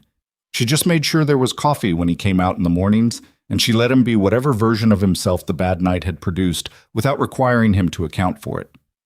Christmas came and went quietly. Clara made a dried apple cake that was better than anything else they'd eaten in a month, and Ethan gave the hands an extra day's pay, and George Parr sent out a small package of tobacco and a bottle of decent whiskey that Margaret suspected was Parr's way of saying something he couldn't quite say directly. She wrote him a thank you note that said as much as a thank you note could without being explicit, and she thought he would understand it. The response from Edmund Farr arrived in the first week of January, and it was better than she had dared to hope. Farr had found 3 cases, 3 separate frontier land claims from the 1870s in which the phrase all appurtenant rights and resources had been ruled by Kansas courts to include water rights as a matter of established riparian doctrine. The language Farr wrote was not ambiguous in the eyes of Kansas precedent. It was, in fact, precisely the language used in that era to convey full resource rights, including water access. Halverson's argument, if he chose to make it in court, would be swimming against the current of established case law. Farr assessed his chances of success as poor. He also noted, in a final paragraph, that he was available to represent the Cross Ranch should Halverson proceed regardless. Margaret read the letter twice, at the kitchen table before Ethan came in for breakfast, and then she set it where he'd see it and poured coffee and waited. He read it standing up, still in his coat, and she watched his face move through the same sequence hers had. The careful reading, the rereading, the slow arrival at what it actually meant. He set it down. 3 cases, he said, all in our favor. The language is standard, and the courts have interpreted it consistently. So if Halverson files anything, he files into a legal situation where precedent is against him. A competent judge looks at Farr's case citations, and Halverson's claim falls apart. She picked up her coffee. He may know this already. His attorney certainly will. Ethan was quiet for a moment. Then why is he still pushing? It was the right question, and she'd been thinking about it since the letter arrived. She had a theory, but a theory required saying out loud things that weren't entirely comfortable. Because he's not sure we know what we have, she said. He's been assuming, and reasonably, from his perspective, that he's dealing with a ranch under financial pressure, run by a man who's been through a bad season and a bad storm, and who probably doesn't have the money or the knowledge to fight a legal battle. She paused. He hasn't recalculated since we filed the survey. Ethan looked at her. He thinks we're still scared, she said simply. Are we? No. She met his eyes. We're not. He nodded once, slowly, and hung his coat on the hook by the door and sat down. She put bread in front of him and he ate, and they talked through what to do next, which was what their mornings had become. A working session disguised as breakfast. The two of them at the kitchen table with whatever problem needed solving laid out between them like the documents had been. She had stopped finding it strange. She suspected he had too. What they decided that January morning was that Ethan would go back to Caldwell and speak to Halverson directly. Not through intermediaries, not through Cutter, or any other man Halverson sent, face to face, in town, where there would be witnesses. He would tell Halverson plainly that the Cross Ranch had reviewed the relevant case law and was prepared to defend both the boundary and the water rights in court if necessary. He would not threaten. He would not bluster. He would simply state the facts the way a man states facts when he's sure of them and doesn't need to perform that sureness. You should take the Farr letter, Margaret said. Why? Not to show him, just to have it. A man who has documentation in his pocket carries himself differently than a man who's only got his word. Ethan looked at her with that look she still hadn't entirely gotten used to. The one that was trying to locate, in her face or her words, something it hadn't expected to find there. You think about things like that, he said. The way a person carries themselves. I've had to, she said. My whole life people decided what I was before I spoke. I learned early that the rest of it, how you move, what you have with you, whether you hesitate, tells people things before you say a word. He was quiet for a moment. The day you came off the stagecoach, he said, you didn't hesitate. I was terrified, she said. I know. He looked at the table. I could see you were, and you didn't move like it. A pause. I noticed that. I noticed it, and I was too busy being... He stopped. Being what? Ashamed of myself, he said, but too proud to show it, which made it worse. She looked at him for a moment. He wasn't looking at her. He was looking at the table, which was where he looked when he was saying something that cost him. Ethan, she said. He looked up. We've both been doing things that were hard, she said. Let's leave it there. He held her gaze. Something resolved in his face. Something that had been working itself loose for months, finally finding its way clear. All right, he said. He went to Caldwell the next day with Dale, which was how they traveled now, the two of them. Not because Margaret had asked him not to go alone again, but because he'd started doing it without being asked, which she counted as a form of listening. She ran the ranch in his absence, which she was doing more naturally now, the men checking with her on things that needed deciding without any particular ceremony about it. Roy brought her a question about the south pasture fence. Hector came by with a concern about one of the mares who was close to foaling. Silas came to the kitchen door for the supply list she'd been compiling and took it without a word and went back to the barn. Even Garrett, who was still careful, still slightly formal, had started acknowledging the basic fact of her presence without the specific tension he'd carried in December.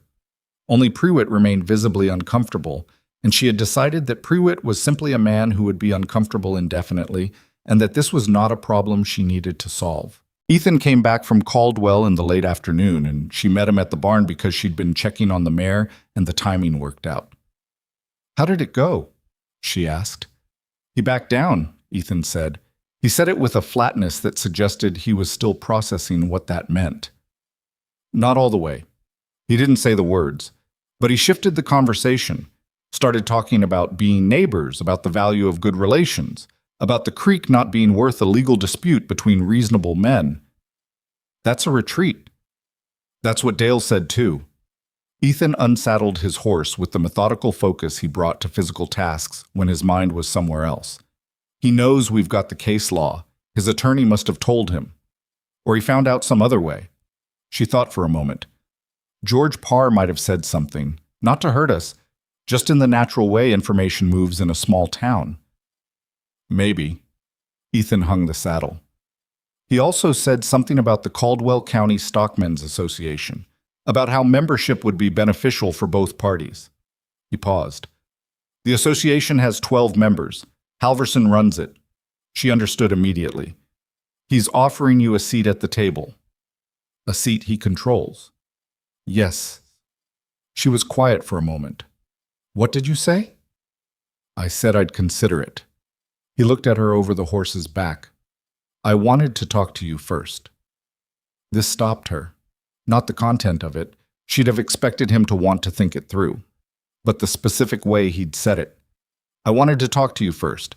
Not, I need to think it through, or I told him I'd consider it, full stop. He'd come back from a meeting with the most powerful rancher in the county, and his first sentence was, I wanted to talk to you first. She kept her face still. What's your read on the association? She asked. It's useful if you're inside it, and dangerous if you're outside it. He came around the horse and leaned against the stall door. The members share information. Grazing reports, market prices, which buyers are reliable. That's the legitimate side. He paused. The other side is that they move together. Credit arrangements, supplier relationships. If you're outside and they decide to pressure you, 12 ranches moving the same direction is a lot of pressure. And if you're inside, does Halverson control your vote? Not formally, but informally. He shook his head. It's his association. Then you go in, but you don't go in alone, she said. He looked at her. Who else in the association is not comfortable with Halverson's influence? She asked. Ethan thought about it. Brennan, maybe.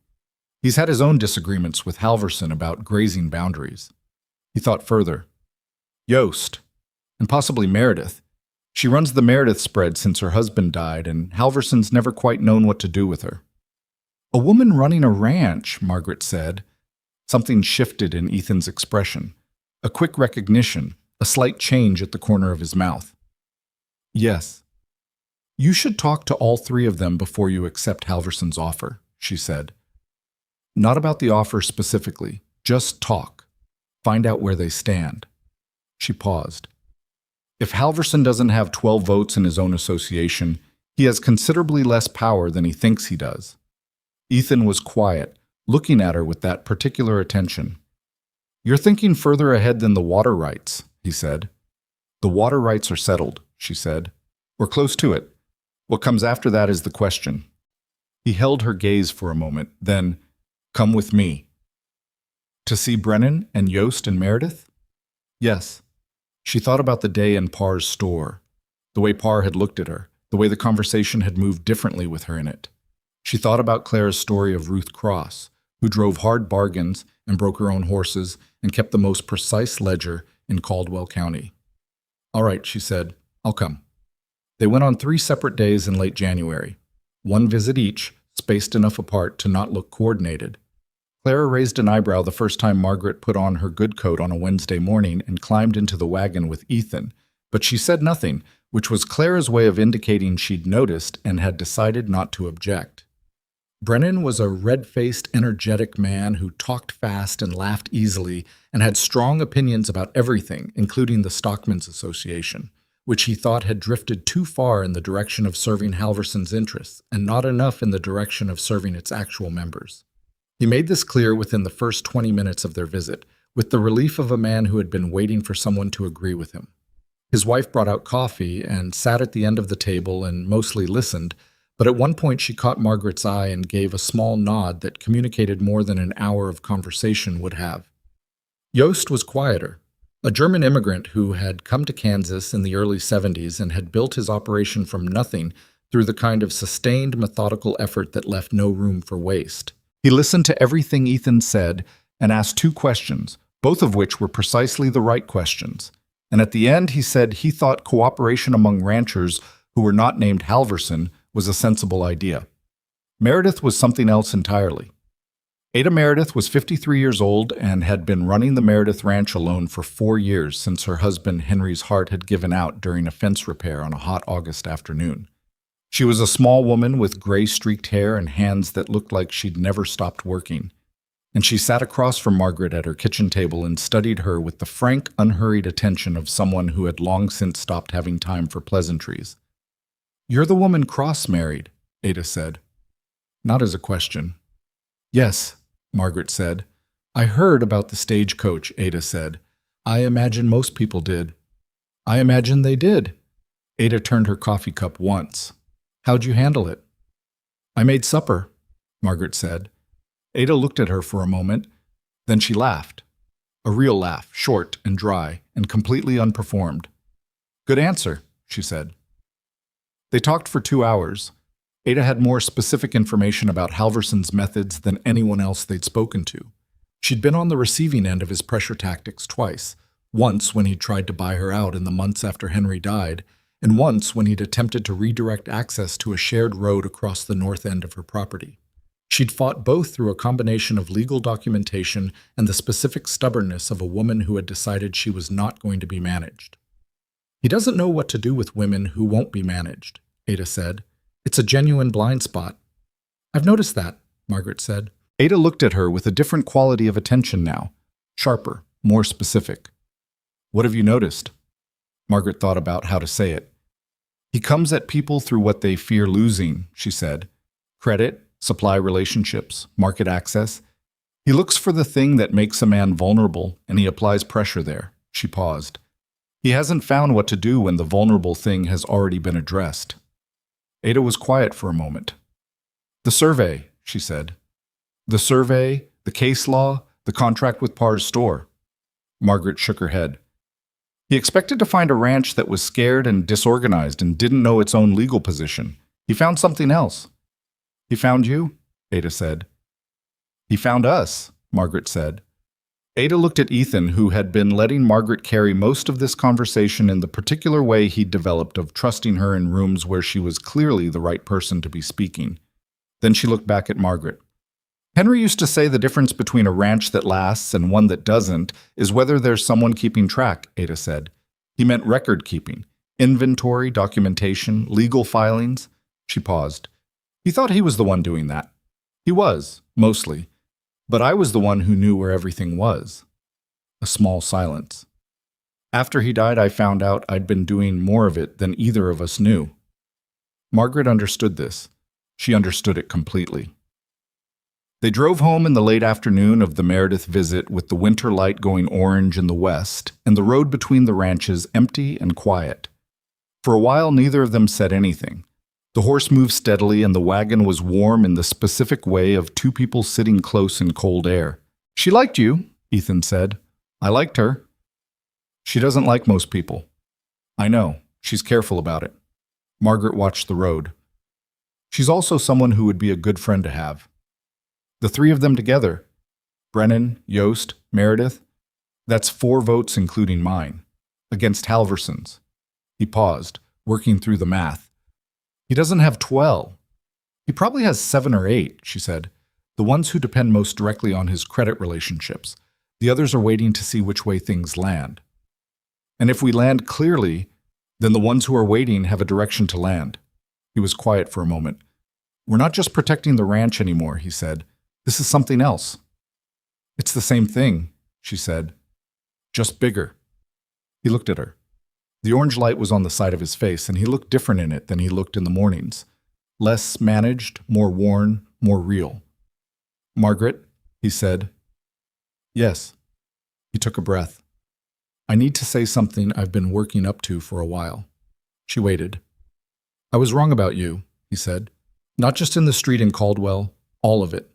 The way I thought about you when my family arranged this marriage. The way I looked at the whole situation and calculated what I was getting and found it." He stopped. "Found it less than what I thought I needed." The road moved under them. She kept her eyes forward. "I'm telling you this because I want you to know I know it," he said. "Not because I expect anything from it. Just because it's true, and you deserve to hear it said plainly." She was quiet for a moment. The orange light was fading. "What did you think you needed?" she said. He considered it carefully, which she'd learned was how he considered things that mattered. Someone like the women who'd grown up here, who knew the land already, who looked like they could handle what the land asks for. He paused. Someone I already understood. And now? Now I think I was describing someone who wouldn't have surprised me, he said. And I think I needed to be surprised. She turned and looked at him then. His eyes were on the road, but he felt her look and turned, and they held each other's gaze in the last of the winter light on an empty Kansas road, and she felt something settle in her chest that had been unsettled since the day she stepped off the stagecoach into a street full of laughter. "You've surprised me too," she said. "Yeah? You're a better man than you were pretending to be," she said. "When I arrived, you were pretending to care less than you do." He looked at the road again. "I thought caring too much about things that could be taken from you was the most dangerous thing on the frontier." "It might be," she said, "but not caring is its own kind of loss." He didn't answer, but his shoulder shifted slightly and she felt the warmth of it against hers, and neither of them moved apart. The Halverson situation resolved itself, not cleanly, not dramatically, but in the quiet way that well-constructed defenses resolve threats, by making the cost of attack higher than the potential reward. Farr's firm sent a formal letter to Halverson's attorney in late January, citing the 3 precedent cases and noting that the Cross Ranch was prepared to litigate fully if necessary. Halverson's attorney apparently advised his client to drop the water rights angle because Cutter never came back, and no formal filing appeared at the county land office. What appeared instead, in February, was an invitation to a Stockmen's Association meeting addressed to Ethan Cross and signed by Nels Halverson. They talked about it that night at the kitchen table. The same lamp, the same 2 people who had been working through problems in the same room for 4 months now, and had gotten, without planning to, very good at it. "He's still trying to bring you in," Margaret said. "Maybe." Ethan turned the invitation over in his hands. "Or maybe he's decided that having me outside is more of a problem than having me inside." "Because of Brennan and Yost and Meredith." "Because of all of it." He set the invitation down. "If I go knowing what the association actually is and what it could be. If I don't go, Halverson gets to define it without opposition." "Then you should go," she said. "We should go," he said. She looked at him. "The invitation is to Ethan Cross," he said, "but Ada Meredith runs her own ranch and sits in that room. There's no rule against bringing your wife." He met her eyes. "And I think you've earned a seat at that table as much as anyone in the county." She thought about her father, and about the land dispute he'd lost, and about what he'd said afterward, that the real mistake hadn't been the missing documentation, it had been going into the room alone without anyone who understood the full picture. She thought about being 17 and deciding she was going to understand these things herself, so no one could use them against her. She thought about a stagecoach platform in Caldwell, Kansas, and a man who'd said something cruel in front of a crowd and had been working ever since to become someone who wouldn't say it again. "All right," she said. "I'll come." Outside, the January cold held the land still and white and hard. Inside, the lamp burned steadily, and the documents were in order, and the survey was on file with the county, and the ranch that had been failing when she arrived was still standing, battered but sound, because 2 people who hadn't known each other had learned, slowly, and not without difficulty, to think in the same room. She gathered the documents from the table and squared them, and put them in the box she kept them in, the way her father had always squared his papers at the end of an evening, neatly, like a man who believed that order in small things was the foundation of order in large ones. Ethan watched her do it. "You do that every night," he said. "Yes." "Your father's habit?" "Yes." She set the box aside. "He said a clean desk at the end of the day meant you knew where you stood." "Do we know where we stand?" he said. She looked around the kitchen, the organized pantry, the drawn stove, the window showing nothing but dark and winter beyond it.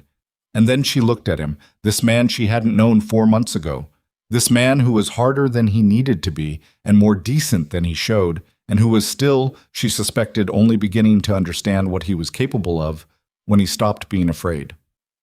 "Yes," she said, "I think we do."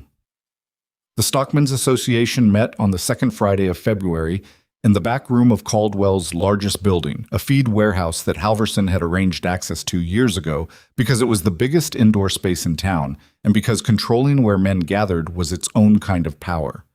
Margaret had known this before she walked in. She'd thought about it the whole ride to town, about the specific weight of entering a room that someone else had designed to make themselves central. She walked in anyway, beside Ethan, in her good coat, with the document box under her arm. There were 14 men in the room when they arrived, and Ada Meredith, who was standing near the far wall with a cup of coffee, and the expression of someone who had long since made peace with being the only woman in rooms like this one. Ada saw Margaret, and something shifted in her face. Not surprise, something more like relief. She nodded once. Margaret nodded back. Halverson was at the head of the long table. He was a bigger man than she'd imagined from everything she'd heard about him. Broad through the chest, with gray at his temples, and the particular assurance of someone who had been the most important person in most rooms for long enough that he'd forgotten it wasn't a natural law. He saw Ethan come in, and his expression moved through something quickly before settling back into a practiced welcome. He did not look at Margaret first. He looked at her second, the way people look at things they haven't decided how to categorize. "Cross," he said. "Good to see you made it." "Halverson," Ethan said. "You know my wife." It was not a question. It was a statement, offered as plainly as Margaret had once offered one to Cutter on her porch. "We are a unit. This is established. Proceed accordingly." She felt something in her chest at the way he said it, at the complete absence of apology or explanation in it. "Mrs. Cross," Halverson said, with the courtesy of a man who had decided, at least for this room, to be courteous. "Mr. Halverson," she said. They found seats near Brennan, who greeted them with the enthusiastic warmth of a man who is genuinely glad to see allies walk through a door. Yost was across the table, his face as composed as always, and he lifted his chin at them both in the precise, minimal acknowledgement that was his version of a warm welcome. The room settled, men finding their chairs, and Halverson moved to the head of the table and began. The first hour of the meeting was the legitimate side of the association, grazing reports, shared information about market prices, a discussion about a new rail spur being proposed to the north that would affect cattle transport costs for everyone in the county. Margaret listened to all of it and said nothing, and kept her face pleasant and her attention absolute. She was cataloging who deferred to Halverson automatically, who watched his reactions before forming their own, who asked independent questions without checking anyone else's face first. By the time the meeting moved to the question of association governance, specifically, a proposal Halverson had put forward to consolidate decision-making authority in a smaller executive committee, she had a reasonably clear picture of the room. Halverson had 7 reliable votes. She'd been right about that. Brennan spoke first against the executive committee proposal, and he spoke well, practically, with specific examples of how consolidation would reduce the responsiveness of the association to individual member concerns. Yost followed with 2 precise questions that Halverson couldn't answer satisfactorily without revealing that the committee would, in practice, be Halverson and 2 men who reliably did what Halverson wanted. Then the room went to a kind of charged quiet, where everyone was waiting for someone else to speak. Ethan leaned forward slightly. Margaret put her hand on the document box, not opening it, just resting her hand on it where the men across the table could see it, a small and deliberate signal. "I'd like to ask about the record-keeping requirements for the committee," Ethan said. "If decisions are being made by a smaller group, what documentation is required? What goes into the official record?" Halverson blinked. It was very fast, but Margaret caught it. "Standard minutes," he said. "Same as now." "Who keeps them?" Ethan asked. "The committee would designate a secretary." "From within the committee?" A slight pause. "Presumably." "So the committee decides, the committee records the decision, and the committee reviews its own records." Ethan's tone was completely neutral, not aggressive, genuinely curious, the way you ask about a process you're trying to understand. That seems like it could create some accountability gaps. The room shifted, not dramatically, a slight leaning forward from some, a deliberate stillness from others. Brennan's mouth twitched. "The association has always operated on trust," Halverson said. "And I trust everyone in this room," Ethan said agreeably, "but trust works better with documentation, in my experience."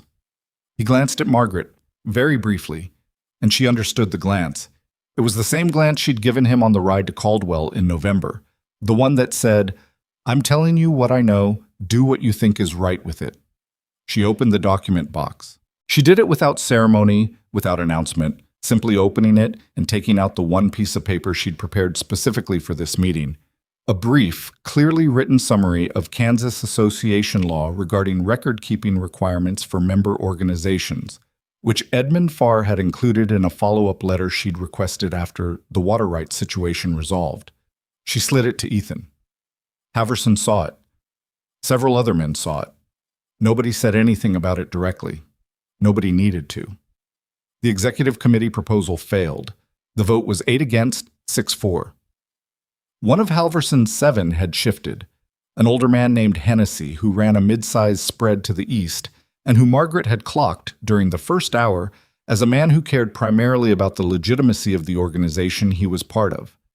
Halverson absorbed the result with the controlled composure of a man who had learned, over a long career of getting what he wanted, that visible anger was a disadvantage. He moved the meeting forward. He was gracious in the way that people with significant pride are gracious when they lose in public. Technically correct, emptied of warmth. After the meeting, in the cold outside the warehouse, Ada Meredith appeared at Margaret's elbow. "The document box," Ada said. "Nice touch." "I didn't use anything in it," Margaret said. "I know, that's the point."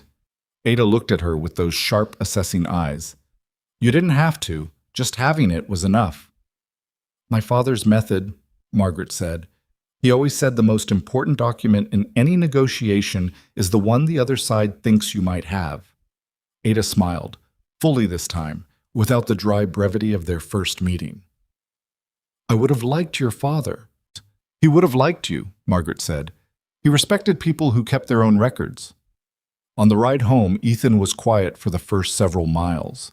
Margaret watched the road and let the quiet be what it was. She'd learned to tell his silences apart. This one was the processing kind, the kind where something was being understood rather than avoided. "Hennessy," he said finally. "He cares about the association being legitimate," she said, "not about Halverson specifically." "You knew he'd flip." "I thought he might. I wasn't certain." "The document box," Ethan said. And then, "Margaret." "Yes." "Is there anything in that box you haven't shown me?" She considered the question honestly. "Two things. The follow-up letter from Farr about association law, which you just saw me use, and a letter I drafted to the Wichita Land Registry about the broader water rights framework in Caldwell County, which I haven't sent yet because I wasn't sure we'd need it." She paused. "We don't need it now." He was quiet again. Then, "When did you draft it?" "January, after the Halverson attorney's letter came." "Before we went to see Brennan and Yost and Meredith." "Yes." Another mile of road. The cold was hard and clear today, and the sky was that particular shade of winter blue that looked painted. "I'm going to ask you something," he said, "and I want you to answer it honestly even if you think I won't like it." "All right. Did you know when we started all of this?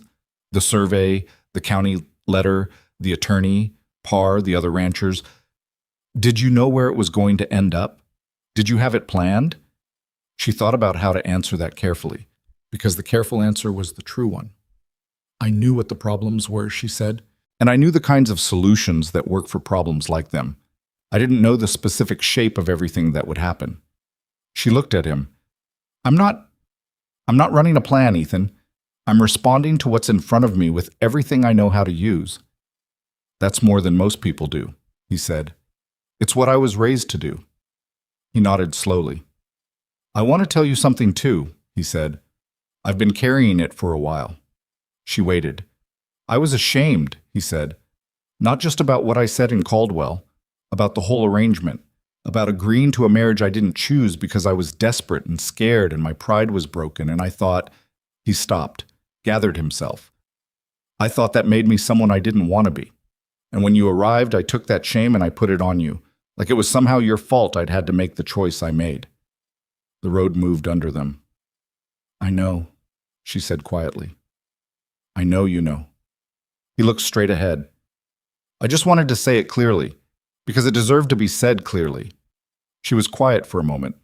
The horse moved steadily, and the winter held everything still around them. "Can I say something clearly too?" she said. "Yes. I came here knowing it was a bargain. Not a love match, not a dream, a bargain."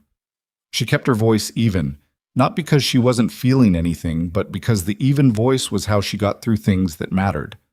"I was 26 and running out of the kind of time women get to make choices, and my family needed the arrangement too, and I looked at what was being offered and I decided I could build something real out of it if I was given the chance to try." She paused. "I didn't expect you to be kind to me.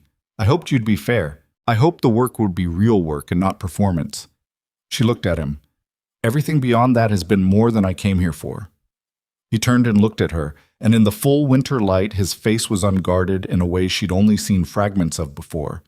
In the barn at dawn, at the kitchen table late at night, on the porch in the cold. She had been gathering those fragments for months without knowing she was doing it. "Everything beyond that," he said. "Yes," she said. He took the reins in one hand and put his other hand over hers where it lay in her lap, and she turned her hand over and held his, and they drove the rest of the way home like that without saying anything else, because they had both said what needed to be said, and the rest of it didn't need words yet. Spring came the way good things tend to on the Kansas frontier, reluctantly at first, then all at once, the ground thawing in stages that left the yard a mess of mud and standing water for 2 weeks before the sun finally got serious and dried everything out. The south pasture went green in April. The cattle moved differently in the warmth, looser and ranging further, and the whole ranch seemed to exhale something it had been holding since October. The foal came in March. The mare Hector had been watching through the storm months, who had held on through everything and delivered a small, unsteady, completely perfect animal on a cold Tuesday morning with Margaret in attendance because she'd been there when Hector said the time was close and she hadn't left. She'd seen births before, livestock and human both, and she knew that waiting in that particular darkness was its own kind of education. When the foal stood for the first time on its 4 uncertain legs, Hector looked at her across the stall with an expression of uncomplicated joy that she thought was the most purely human thing she had seen since arriving in Kansas. "Good night for it," he said. "Yes," she said, "it is." She named the foal, because Ethan told her she could, and she named him Record, which made Dale's mouth twitch in the particular way that was his version of laughing at something he found genuinely funny. Halverson was quieter in the spring. He was not gone. Men like Halverson were never entirely gone. They simply found different approaches, different seasons, different angles. But the water rights were settled, the survey was on file, the association vote had made clear that his authority in that room was not the absolute thing he'd been conducting himself as if it were, and the informal network that had been building among Brennan and Yost and Meredith and the Cross Ranch had enough mass now that applying pressure to any one of them applied it to all of them. He would try something else eventually. Margaret knew this. She kept the document box organized. What surprised her in the spring, what she had not quite anticipated for all her careful paying attention, was how much of the change was internal rather than external. Not the ranch, not Halverson, not the association. Herself. She had come to Kansas in September knowing who she was with a defensive certainty, the way you know yourself when you've spent years being told you're wrong about it. She had known she was capable and determined and observant, and that she was worth more than she looked to people who hadn't looked carefully. She had known this the way you know something you've had to argue for. Correctly, but at some cost, with some residual tension in the knowing. What she hadn't known was what it would feel like to stop arguing for it, to simply be in a place where it was demonstrated daily by what got done and who she was doing it with. She thought about this on a morning in late April when she was in the kitchen garden she'd started in March, getting her hands into the first truly workable soil of the year, and she heard Ethan's voice in the yard, and then Roy's voice answering, and then Dale's voice, and the 3 of them were talking about the south fence and which section needed replacing first, and she realized she could hear in their voices, in the texture of how they spoke to each other, something that hadn't been there in September. The ranch sounded like a place people wanted to be. She sat back on her heels and let herself feel that for a minute. Just a minute. Then she went back to the planning because the soil wasn't going to work itself, and she had 3 rows of beans to get in before noon. Clara came out to the garden mid-morning with coffee, which was something Clara had never done before without being asked, and she stood at the edge of the garden plot for a moment looking at what Margaret had laid out. The careful rows, the stakes, the cord she'd strung to keep the lines straight. Henry's wife kept a kitchen garden, Clara said. She meant Ada Meredith's husband. I know, Ada told me she still keeps it. She does. Clara looked at the rows. Yours is more organized than hers. Ada's is bigger, Margaret said. She's been doing it longer. Clara made the not-quite laugh sound. She handed over the coffee and stood there a moment longer in the way she had when she wanted to say something she hadn't decided yet how to say. You're going to want more space than this by next year, Clara said. I know. I was thinking about the south side of the house. That's where Ruth kept her large garden, Clara said, before the drought killed it in '74. She paused. She'd have said you had good instincts. Margaret looked up at her. Clara was looking at the garden rows, not at Margaret, in the specific way people look away from the things they mean most. Thank you, Clara, she said. Don't make a fuss about it, Clara said, and went back inside. Margaret looked at the garden and drank her coffee and thought about Ruth Cross, who had broken her own horses and kept the most precise ledger in Caldwell County, and whom Clara clearly missed with a loyalty that had outlasted its object by years. She thought about what it meant to be a woman who built things in difficult places and what got passed down from one to the next. Not always in words, not always in formal lessons, sometimes in the simple acknowledgement that the south side of a house gets good light, and a woman with good instincts ought to know where to plant. She planted the beans, and then the squash, and then the early greens, and when the noon sun told her to stop, she cleaned her hands and went inside and made dinner, and thought about what she wanted to plant on the south side. The first anniversary of her arrival came in September, and neither of them acknowledged it directly, which was its own kind of acknowledgement. Ethan came in for supper on the Tuesday of that week and sat down and looked at the food on the table. The soup, the bread, the jar of preserved beans from the kitchen garden, and then looked at her with an expression she had gotten better at reading over the past year. You've changed this place, he said. She sat down across from him. You let me, she said. I didn't always. No, but you did eventually. That's the part that matters. He looked at the table. I've been thinking about the spring, about expanding the herd. There's good grazing on the eastern section that we haven't fully used. I know, I've been thinking about it too. She'd been thinking about it since March, had been making notes in the small book she still carried, the same one she'd started in September when Clara had stopped being forthcoming about the household operations. If we bring on 12 more head, we need to address the north water access before summer. I know that. And we'd need another hand. Roy's good, but he's been carrying too much. I was thinking about that too. He paused. Ada Meredith mentioned a man, nephew of one of her hands. Young, but capable, she said. If Ada says capable, I'd trust it. I thought you would. He reached into his coat pocket and put something on the table between them. An envelope. That came today, from Farr's office. She picked it up, opened it. It was a brief note, formal and professional, informing the Cross Ranch that the Halverson party had formally withdrawn all county inquiries related to the Cross water rights claim and that no further action was pending. Farr noted that this was a complete resolution and that his firm would retain the relevant documentation in their files for a period of 10 years. Complete resolution. She set the letter down and looked at it for a moment. It's over, she said. Yes. She picked up the letter again and read it once more, not because she'd missed anything the first time, but because some things deserved to be read twice. Then she folded it and put it back in the envelope and put the envelope in the document box that lived now in the dry storage room off the kitchen, organized and labeled in the precise way her father had organized his papers, the way she'd organized everything that mattered. We should write to Farr, she said. Thank him. You write it, Ethan said. You write it better than I do. She smiled. Not the careful, managed smile she'd worn in the first weeks. A real one. All right. They ate supper in the easy quiet that had replaced the charged silences of the early months, and Dale came in for coffee after and told them the north fence had held through the last rain, and Roy stuck his head in to ask about the supply order for the week, and Hector left a note on the porch about the foal's progress, and the ranch moved around them in the ordinary, unglamorous rhythm of things that are working. After supper, after the house settled, Ethan came and stood in the kitchen doorway, where he'd stood a year ago when she was washing dishes, and he'd first told her the kitchen looked different. She was at the table writing the letter to Far, and she felt him in the doorway before she looked up. "What?" she said. "Nothing," he said. "Just looking." "At what?"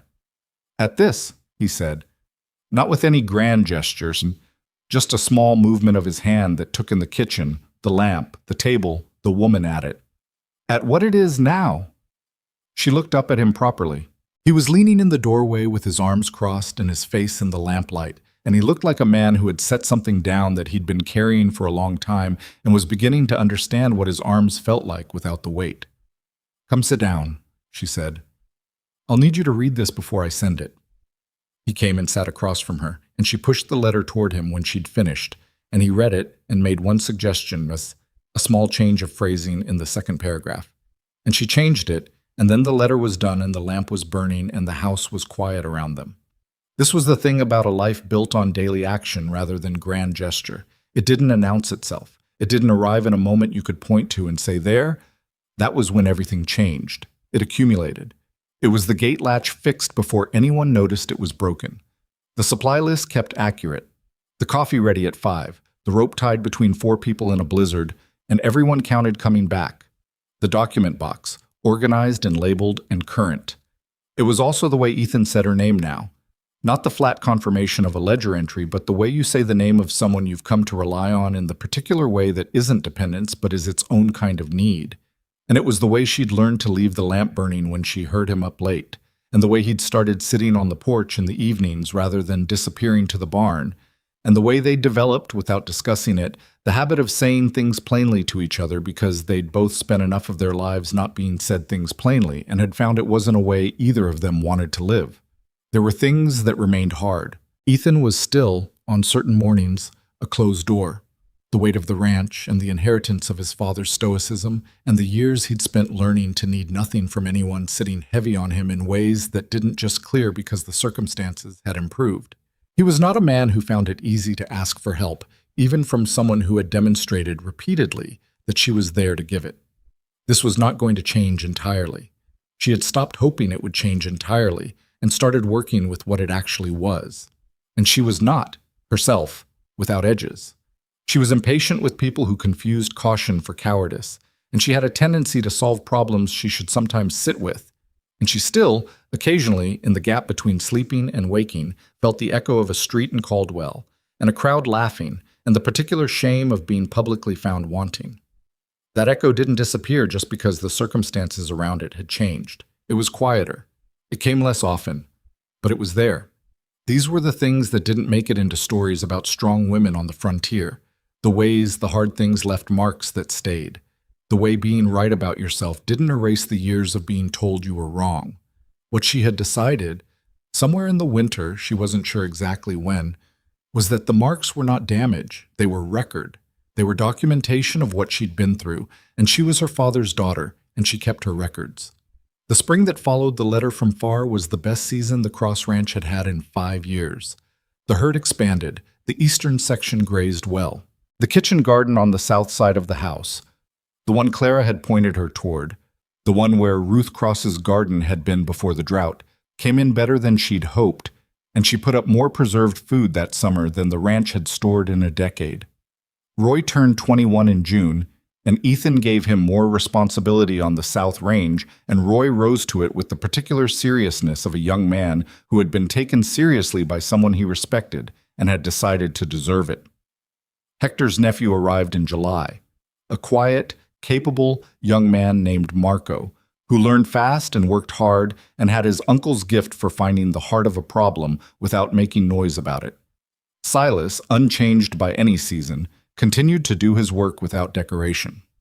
Garrett and Pruitt settled into the ranch's new rhythms with the philosophical adaptability of experienced men who had seen enough to know that the thing that surprises you is usually just the thing you hadn't counted on yet.